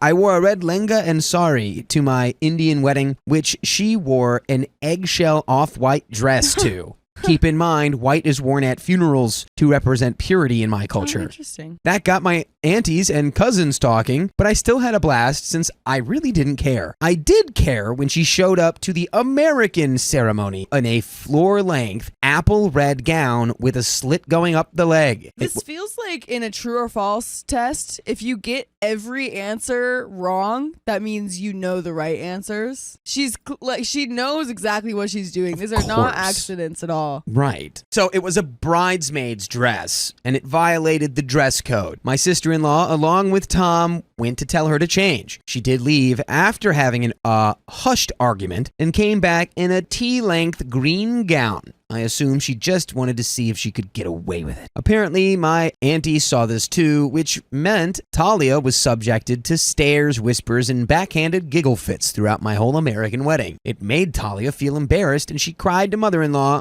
who went to me and told me to keep my kind in line. Whoa! Yo. To this, I crossed my arms and told her that maybe Talia should have stayed in her lane, that she knew not to wear red for multiple, but mostly cultural reasons, and it wasn't my fault my family is shaming her for it. It isn't my fault she became cannon fodder for my gossiping gaggle of a family. Yes, I said those words since that is what my aunties are. Those were the consequences of her actions. Tom and sister-in-law backed me up and mother-in-law left with Talia before dessert. The next day, there was a social media post from Talia crying about how she was exiled from her best friend's wedding because the bride was jealous. I made a post back telling her that she wore red, knowing how inappropriate it was, how her best friend is her ex, and to not sugarcoat what she did. I then tagged my mother-in-law in a separate post with screenshots of Talia's post and told her this was the last straw, that I have been disrespected by Talia from the very beginning of my relationship. Now that I was her daughter-in-law, she needed to keep Talia away from family events and holidays since she doesn't respect my husband or me. I didn't care if they still went on weekly shopping sprees or spa days.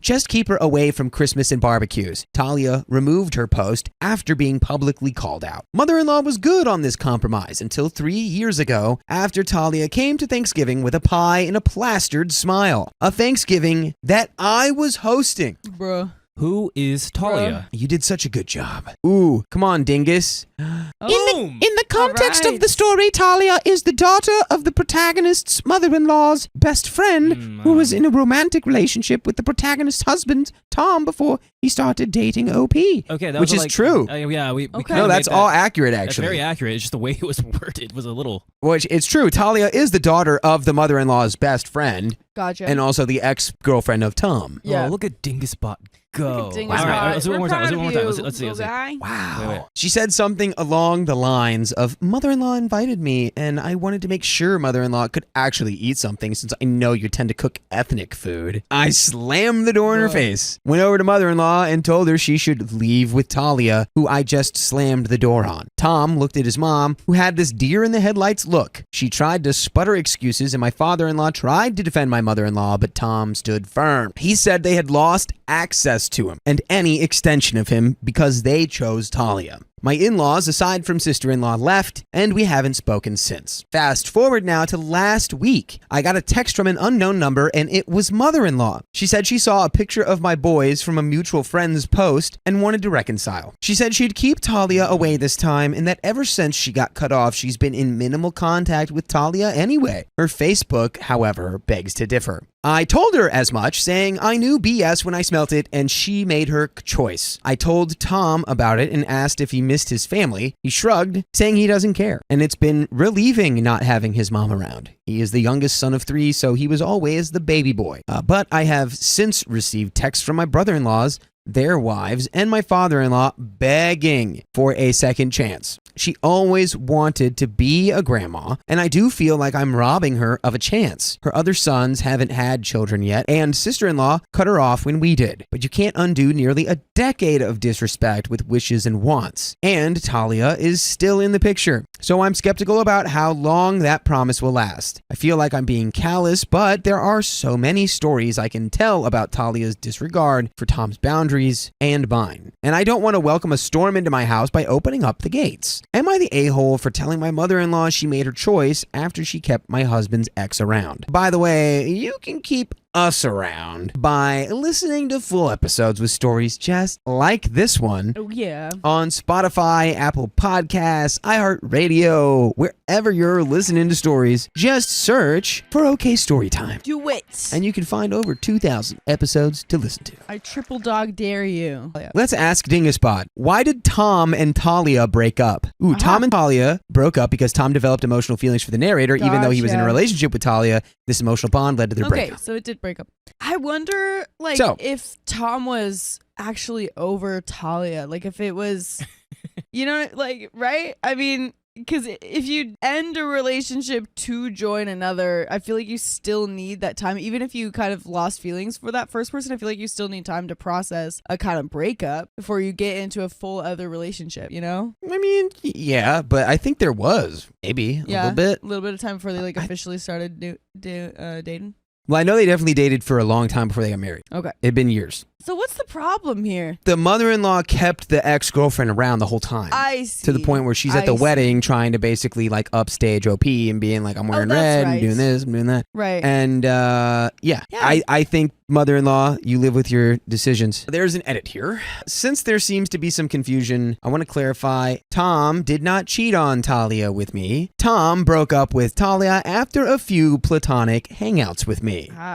That is why I said you could call it an emotional affair, because you could argue it was one loosely. Interesting. Tom only asked me out after he broke up with Talia, and I accepted after he confirmed via text that he had broken up with her while visiting home for the weekend. There was no overlap between Talia's relationship and mine with Tom. So, for everyone who thinks I was the other woman and the reason my mother-in-law hates me is because Tom cheated on Talia, no, he didn't. Wrong. Comments. Number 1, not the a-hole. Mother-in-law made her choice. She said she changed, but you can see that she hasn't on Facebook. Yeah. So she doesn't deserve another chance. There's no endless chances clause, no auto forgiveness clause, or the right to be included for anyone or family. If you don't behave, you don't get to be included. When you get the chance to tell mother-in-law she can be grandma to Talia's kids. OP says, you're absolutely right. Talia made cryptic posts about my mother-in-law being a bonus Grammy when she eventually moved on. This was on a Mother's Day post midway into Tom's and mine's relationship. Like the flags were waving in my face, but I sucked it up back then since I didn't want to make waves. I kind of regret it, but kind of don't, since it showed my character versus hers. I really did want to make it work. Shaking my head. Dang. Comment number 2. The best part of the story is how Tom is standing by you all the way and seems relieved to not deal with his mom's bull. The worst part is the daughter she always wanted when she has an actual daughter. Mother-in-law is a serious a-hole. Do you really want her in your kids' lives for the brief period while she behaves and then try to explain what happened to grandma when you have to shut her out again? OP says good point. And yes, Tom and my sister-in-law are godsends. Sister-in-law is an amazing aunt. She spoils my boys rotten, and so does my family. I don't need mother-in-law in my life. I just felt as a mom being robbed of being a grandma would hurt. My confidence took a plummet postpartum, so I tend to overthink now. And that is the end of that story. Yeah, that's really disappointing because part of me is thinking, like, if this was still early on in the relationship, it seems like mom just needs to have her grieving process of the of the Tom and Talia relationship being over. But this is like years in. Yeah, it's been so the whole time long. she's just been like, well, this is the daughter that I recognize. Yeah. The daughter I've always wanted. Shut up, actual daughter. Go Right. back into the basement. Right. Like, So come on. that's What are really we talking disappointing. That's really disappointing. But that is the end of that story. Is that I caught my husband keeping private photos of his exes. It shattered my trust. Like, what kind of photos? Oh, God. My husband and I have been dating since 2016 and married since 2020. He's the typical guy who bottles up his feelings and will not share with me any of his innermost thoughts or problems he is facing. Yikes. That's not good. That doesn't sound like too strong of a relationship start. Nope. From what I can tell, this is the only real issue in our relationship. Well, we'll find out about that. By the way, this comes from Dole Cranberry 6179. And if you want to submit your own stories, go to the r/OK Storytime subreddit. So I want to make it very clear that we have a very loving, spicy, and fun, and at least from my end, openly honest relationship. Okay. So up until this point, I thought that the issue of not including me in his innermost thoughts was a problem of communication and not one of deceit. Oh, no. Now but we I know. see you in the chat if Mhm. you see something wicked coming our way. He's keeping more than thoughts to himself. He's Oh, yeah. keeping thoughts to himself. That he is. For some background, my ex-husband cheated on me, serial cheater. Wow, sorry to hear that. I found out that our entire relationship had basically been one big lie. Oh, no. To make a long story short, it took a long time to get over it, and I will never forget all of the red flags that I missed because I know what to look out for now. Example, ex was very protective of his phone, and he never let me near it. Dude, honestly, such a red flag. I'm always just like, Here's a phone. Here's a Here. phone. I like if you're protective, I don't know anyone in a relationship that is protective of their phone unless they're planning a surprise for the person. yeah. That's the only reason. And that's a short time Short- limited yeah. window. You know what Yeah. I mean? Yeah. Maybe they're like prepping for like I think the longest time window could be like prepping for a proposal, which might be like 3 months. Yeah. Yeah. Which I guess We've seen it on the show before where someone thinks they're cheating and they're they're just doing prepping that. for a proposal. Yeah. I guess that. Yeah. But that's the only reason. Yeah. Let us know if you think it's a green flag phone sharing. Very curious. But we're going to keep going. Now, I am with my current husband and he has displayed none of those red flag behaviors. He is very open with his phone, gives me his passwords, etc., etc. Anytime I felt he may have been hiding something from me, it does come down to communication breakdown or him saying that he just didn't realize there was an issue, so he didn't think to say anything. Never before has the issue been about spicy sleep or anything related to that or cheating. Husband loves to take photos of me, and I don't mind because we are married, and I know he loves to use them when he's on his own time, if you catch my drift. All right. Little solo work there. There we go. So, sometimes the duo is great, but you got to do a little solo act. You know what I mean? You got to break out. Exactly. Do You your- need some me time. Yeah. Put a little Jackson Pollock painting on your phone screen, Exactly. like A little Justin Timberlake to the NSYNC. You know what I mean? Exactly. Now, we have a very active spicy sleep life, and although there have been periods of less spicy sleep, less being once every 1 to 2 weeks, lately things have been going really well, and we've been incredibly intimate. Big Intimacy. Mhm. Last night, he was showing me a collage he made of some photos he took of me doing something spicy. They weren't flattering photos because I had gained weight at the time, so I expressed that it was not nice. I wasn't mad about it. I don't care that he likes to look at it. I just wasn't interested in looking at me in that photo. So basically, I think Opie's like, hey, not mad that you did that, but it's not like, I'm like not personally excited Interested, about it. yeah, Where maybe he was like, "Ooh, maybe she'll like this. She'll like that I made this Spicy, collage of yeah. my little lookbook of her." Wait. because So she he looks so good. made a collage of like nude, spicy sleep positions of images that she didn't really know that were being taken. Of doing something a spicy hobby, I believe. Yes. So it seemed that she was maybe doing her own solo act. Something like that, and then he put together a physical collage. of it. I'm not trying to yuck anyone's yums, Yeah. but if a person I was seeing, What did you just say? if a person I was seeing took a bunch of secret photos of me and gave me a collage saying, "Here you go. I really like how you look." I think I would be like, "Oh, yeah, let me check back with you in a little bit." To be clear, We don't know that there were secret photos because she just previously talked about that he does like to. But she have said, photos of her. I didn't like this photo. I had not seen this photo. I don't. She didn't like how she looked in this photo because she said she gained weight. So she obviously hadn't seen that photo before. Yes.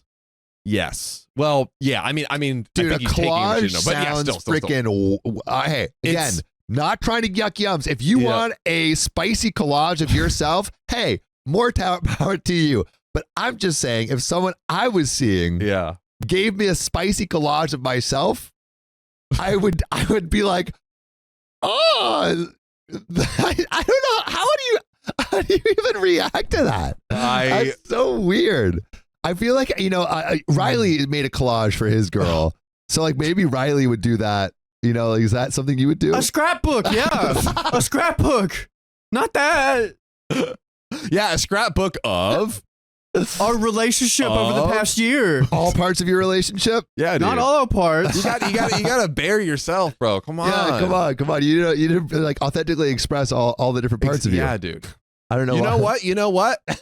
You are covering yourself in the dark and disruptive cloth of secrecy. Yeah, exactly. You should really just let all of it be open. You're shrouding your true parts. nature. Exactly. Your it true would have been nature. hard because it always happened in the dark. So how am I supposed to Turn take the pictures light on? Dude. No. Gee, why not? I don't want to. Are you always in the dark? Always. No. Really? He goes in the shower. That's a solo act. You're in the shower, and your shrouds of mystery are not covering you. That's all you need. Okay. That's all we're saying, guys. Are you talking about Riley's solo acts in his shower? Not his solo acts. To be clear, him literally just using the shower in a normal sense. Oh, okay. That is a case where the shrouds of secrecy are not there, and that's a good thing. And the lights are on. That is the point I was trying to make. They know too much. Explicitly. Yeah. Anyways, back to this. Are you guys a lights on or lights off kind of person? Put your answers in the chat below. Let us know. I like to move between the two. You're a. I like to flick it off. Yeah. Nosferatu. Strobe lights. Yeah, Nosferatu.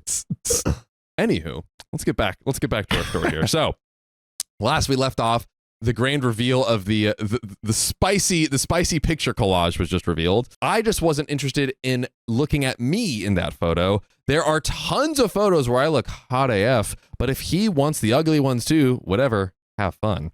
I go to bed right after that and laid my head on his chest. At bedtime, we will often lay this way and I'll watch as he plays a game or scrolls the Chive or Reddit or something like that. Like I said, no red flags so far. I know he has a locked folder on his phone because he installed the same app/folder on my phone. I save important files there. I know he saves his nudies of me there. No problem. Okay. Well, as I laid my head down and I looked at his phone, he immediately tilted the screen, which obscures it because he has one of those screen covers that make it so you can only see it from straight on. Bro, and then close man the is app. too secretive. I don't trust. What are you hiding? What are you hiding? What are you hiding, brother? Come on now. From what I could see, it looks like a bunch of thumbnails of unclothed bodies, different lighting or skin tones maybe. I couldn't tell if they were photos or videos or both. It was such a quick glance, I would have just assumed that they were just more photos of me, but because he hit it immediately and he has never done this before, of course, I was suspicious. Also, really quick, we had this in the last story. Is this probable cause? Is this enough of a window for OP to go in and investigate a little bit further? I think we got a little probable cause. Also, kind of the context of the collage before. It's just the collage, it's getting a little weird. Suspicious. It's a little weird, but this is more suspicious than the collage is just weird. Yeah. This is like suspicious. Yes. I asked him what it was. I can't remember exactly how it went, but basically I had to ask him several times. First, he told me it closed down, referring to the app. I responded, yeah, because you closed it down. So I asked again, what was that? He started to say on repeat like a broken record, years and years. Or maybe it was years ago. It was a few words. He wouldn't answer my question. He would just say, oh, years and years ago. It's just years. Time. Space-time. Or whatever. He said that like 4 or 5 times. Finally, I said, so those are photos from years ago? Yeah. From exes? Yes. From before you. Keeping photos of your exes in a special folder is a special folder that we know you frequent is a little whack. Literally A little whack. and metaphorically Whacking. illegal. Oh, Right? wow. I don't know if illegal, but I don't Illegal think to me. In the court of John, Yeah, I don't know illegal. about illegal, but I'm passing that law. Thank you, Senator Riley. Senator Riley. all those in favor say aye. Aye. The special folder, yeah. I don't know about that. Yeah. I don't know about that. It's a little weird. Opie doesn't either. She responded with, "Oh, wow." And I turned away. Immediately, I felt nauseated. It usually takes me a long time to wrap my head around how I feel about a thing. I don't tend to overreact or be emotional, but there are some things that cut me to my core because they do remind me of my ex and how my life fell apart. Remember, she had this crazy cheating ex. The whole relationship was a lie. Husband knows about my ex-husband and all of that, and he's not a stupid man, so I do believe that he knew that this would hurt me. Why else would he have hid it for 8 years?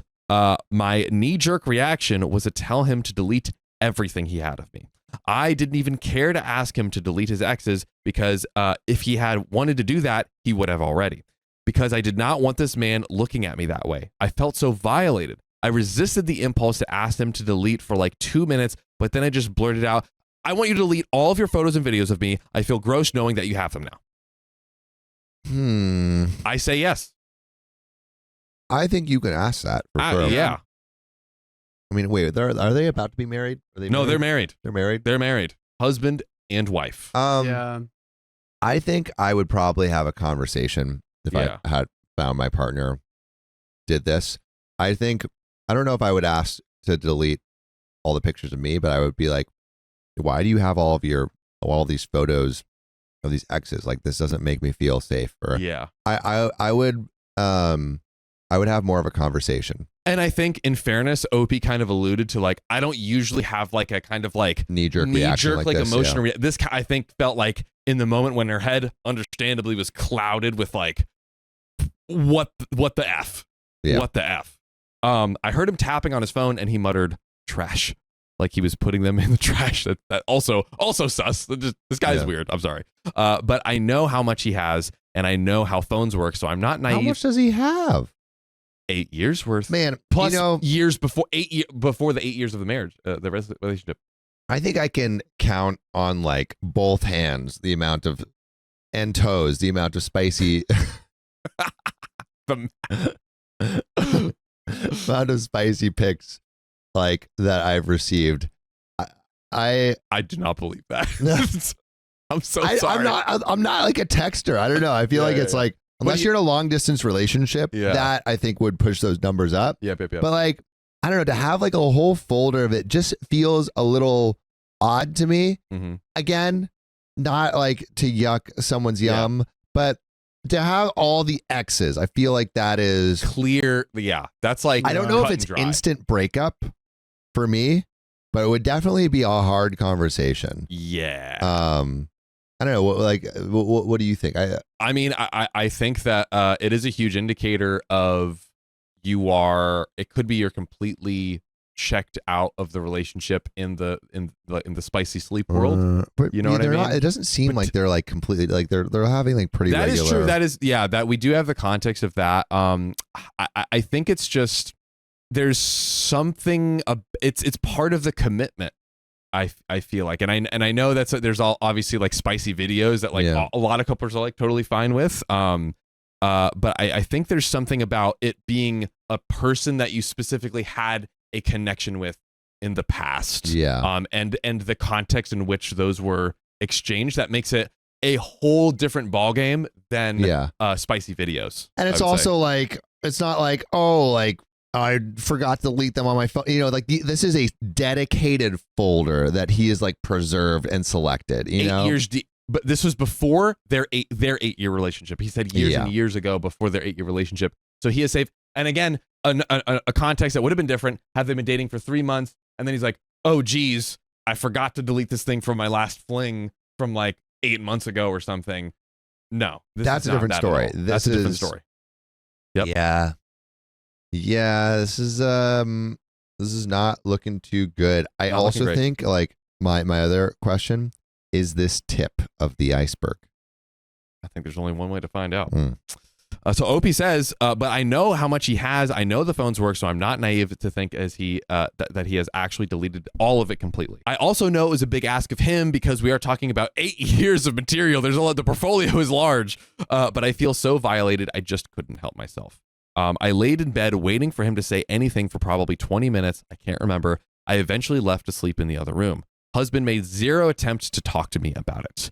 I feel so many things and also nothing at all. This shows me that my husband does not respect women. I feel disrespected occasionally by him in the past, but again, I chalked most of it up to his poor communication skills. I do not want to say that overall, I do find him to be a very kind and caring man, and also I tend to feel disrespected probably more easily than most, as this is a huge pet peeve of mine, because remember her history with her cheating ex-husband. To be fair, me feeling disrespected in the past was probably 80% me overreacting, and 20% of those times were actually justified. Again, I can count on one hand the amount of times this has happened, so not frequent, over 8 years. I feel so bad for those women that he has kept this past end of their relationship way past the actual relationship. I know guys keep stuff like this, but this is such a violation, not just the keeping of it, but very clearly that he has kept it handy for years and years. Mind you, we have switched phones multiple times since we have been together. He has transferred these photos carefully from phone to phone. That's right. I mean, 8 years, you're going to move phones a lot. So he's moved it from phone to phone so that he can have them available to look at. As mentioned, I feel totally disgusted that I've let this man look at me, touch me, take photos of me. I immediately felt violated. I don't know if this constitutes the ick completely, but I guess that's what the kids call it nowadays. And worst of all, what else could he be hiding? I don't think this is itself divorce worthy, but that last bit, number 4, I'm afraid to even talk about it. Yeah, I also don't think it's divorce worthy. I think it's a pretty big I think it's pretty big, deserves a conversation. Yeah. If this is all, yeah. Like I think this could be remedied. It's like, hey, delete that. That's not okay. Mm-hmm. I am afraid to even talk about it because I feel like I will come up with one of 2 solutions. There is a lot more that he is hiding and it will be enough to end the marriage. Or number 2, I end up feeling that he is not being forthcoming and I'm able to trust him again, which will also inevitably end the marriage. Well, I am frighteningly confident that number 2 would be the outcome given his issues with communication. I didn't realize how confident I was with this until I started crying as I typed it. Tragic. I've told my husband so many times that I never want a divorce again, how horrible divorce is, even without kids involved. Thankfully, we have none, and I did not have any with my ex. He knows that I was cheated on. He knows I have zero tolerance, so he knows exactly what he needs to keep hiding from me. And if he kept those photos hidden for 8 years, what else could he have kept hidden? Yeah, again, this is an 8-year relationship. Yes. This is long time, and all of the exes, and exes allegedly, we don't even know, would be before that time. Yeah. We're taking it at face value. And also, I mean, he's been secretive for like most of that relationship that she's said. He doesn't talk. I am very trusting of him and I don't pry, even though we have access to each other's things. I have never gone looking and I was very confident there was nothing to find even if I did. How do I proceed? I think counseling is likely in order and he has suggested it in the past. So the good news here is that I know he will do it. Unfortunately, I also know couples counseling is not covered by our insurance, which is what kept us from actually doing it in the past. Am I overreacting? Again, I'm not naive. I know guys keep photos of their exes. I'm sure I have some on my Apple ID in the black hole of the internet out there somewhere that I haven't just bothered to sift through once I moved on. However, I feel that there is a difference that I'm not revisiting these photos on the regular. 100%. Agreed. Having photos of exes, like I have like 20,000 or 50,000 exes. No, 50,000 photos on like my camera. Like the people aren't going to go through every single one of their photos, right? Like that's just unreasonable. What is reasonable is not having a special folder dedicated to this. Like that is completely different than you maybe having a stray photo in 50,000 photos, right? Exactly. So I would say, I would still say this is not divorce worthy in itself, because like I think this could be worked through. I still think it is pretty like confidence and trust shaking. But I think if this is the only thing, and if it's not the tip of the iceberg, maybe with like counseling and a lot of communication they could get through, but only if he's down to communicate. And if he's not down to communicate, then it might be too much of a hurdle to move through. I think that the kind of like hidden thing that we haven't addressed is, we've addressed it to some, is like, I feel like a part of this package would be like, you need to start like communicating, how you feel, and like get to a reasonable pace of communication. Otherwise, even if we fix like all of the, the nude stuff, I feel like at this point she needs that for her trust, right? Yeah. I think there needs to be more post this incident. Indeed. Opie says, I feel the difference is that I'm not revisiting photos on the regular and would prefer not to see them at all. I know I have to discuss this with them, but how can I when he is so bottled up? Does anyone have an experience with a partner who you have to basically drag any bit of vulnerability out of? It takes me time to fully understand my emotions and to put that into a coherent thought so I can even have a conversation with him.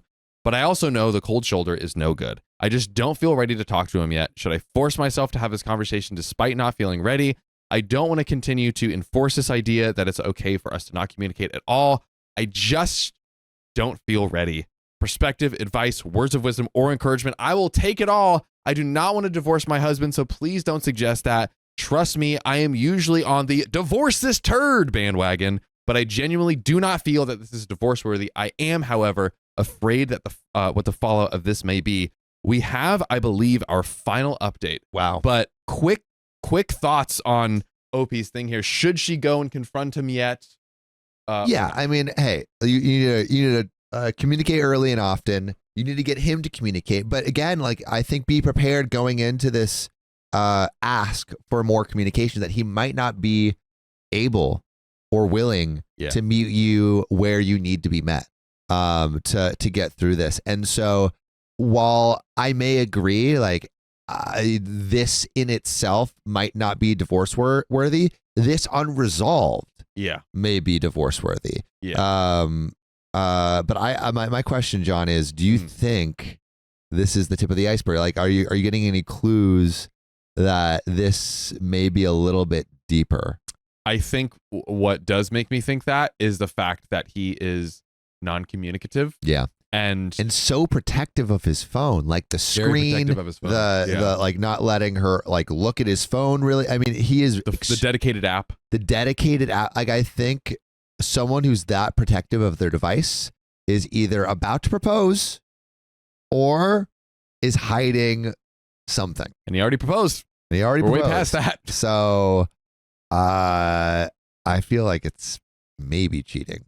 But hey, don't like invest in that before having a conversation. Yeah. You know? And two, to quickly answer Opie's question, I think you could say, hey, I want to have this conversation, but I need to process my thoughts. Yeah. I'm not ready right now, but just know that that's coming. You can communicate what's in your head, even if it isn't coherent yet. But we have our final update, boys and girls. I confronted him. He told me that he spent all last night deleting every one of the photos of his exes as well as mine that I asked. He even went through backups. On his hard drives. Just force us to we dig into it. The backups. God, that's crazy. Backup. I asked he him. has him on like a hard drive. Yes, bro. Like, he has the full, three sources and set up. Babe, I mean, you know how things can be in a fire. I also have them printed out in a fireproof safe. Babe, all of the best, film people say you got to have it stored in three places. I don't know what to tell you. So I asked him why he kept them, and he said he had forgotten they were there / didn't have a reason. I called BS. They're in a folder he actively manages with photos of me. He told me he had 3 photos for me, 1 from a corn star he used to like, and 3 folders of his exes. Also, the level of organization. It just gets more sus. For a corn star. Again, like, hey, like, I don't want to be like, oh, that's like gross, Yeah. because again, if it's not like with the corn, like specifically focusing on the corn star folder, I feel like it's a little tacky at the very least. The folder is like too much. It feels obsessive. It feels, yes, that's freaking right on the nose, John. Yeah, it feels obsessive, and it's like I in the same way, it's different to have a stray photo somewhere deep in your photo catalog versus like obsessing over a curated list of these photos. I think it's different. Watching some actresses on screen engaging in some of the best performances you may have seen. Mm-hmm. A lot of great solo acts out there. A lot of great solo acts, one woman shows, may you ask. Like watching that in, just like sporadically versus having a dedicated folder. It just feels obsessive. Yeah. And that I think is a red flag. That's what we don't like. Yeah. So he claims to not look at them. Again, I call BS, but he would not concede that he has been actively looking at them. He said his response of hiding the phone was because he knew I would be upset. I countered that that he knew it would upset me, and he clearly knew he had the photos still. Why not just delete them previously? No reason. And he hasn't kept them for any reason. Again, I called BS. My husband is not this dense. I was very firm, but he stood his ground. I asked about affairs, any possibly way I could think to. All answers were no. However, I still don't feel like I can trust him because I am completely unsatisfied with the answers around the nudie photos. Me too. Yeah, the trust is the foundation of the relationship. The trust is not there right now. Yeah. Like, I do believe he is sorry. However, I just don't know why he is sorry yet. As in, is he sorry he got caught or is he sorry that he hurt me? He is scheduling counseling. I told him that we would split the cost.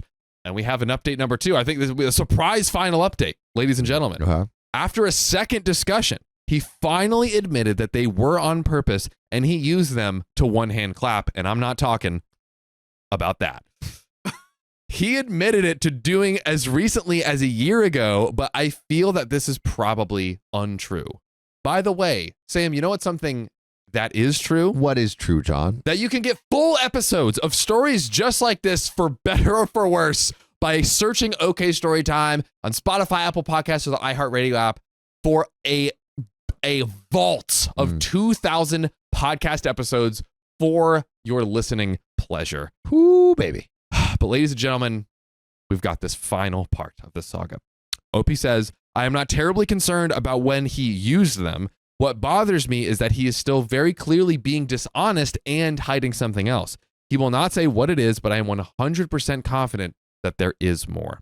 I later told him that if he wants to try and save our marriage, he will need to be open and honest about whatever he is ashamed of, because our marriage is doomed if he can't do that. We cannot survive more secrecy. Of that, I'm certain. Counseling is scheduled, and that is where we leave it. Whew. This is Og says, trickle truth. Trickle truth. I feel like we're getting a little trickle truth. He's gooning the truth. He's gooning the truth. Yeah, just get it on right on the edge. Yeah, just freaking release it. Put it out, Caitlin Van Campus says, yeah, I think he's addicted. Yeah, corn addiction, real thing. A lot of men suffer from. It seems like he definitely is that. And, I think corn is very, popularized in I think it is damaging for the brain. Yeah. In like high doses. But low doses. Low doses. Honestly, even in low doses, I feel like I have gone back and forth with like corn usage, and generally I feel happier, healthier, and have better relationships with women when I'm not watching it. Who needs it? Yeah, but hey, low doses is fine. I think. Maybe not. Samuel Donner, the anti-corn man. I'm not anti. Just kidding. We're playing. Sir. But Sam, that's all. Yeah. That's all she wrote. So if you love us, make sure to subscribe. We love you. And see you tomorrow.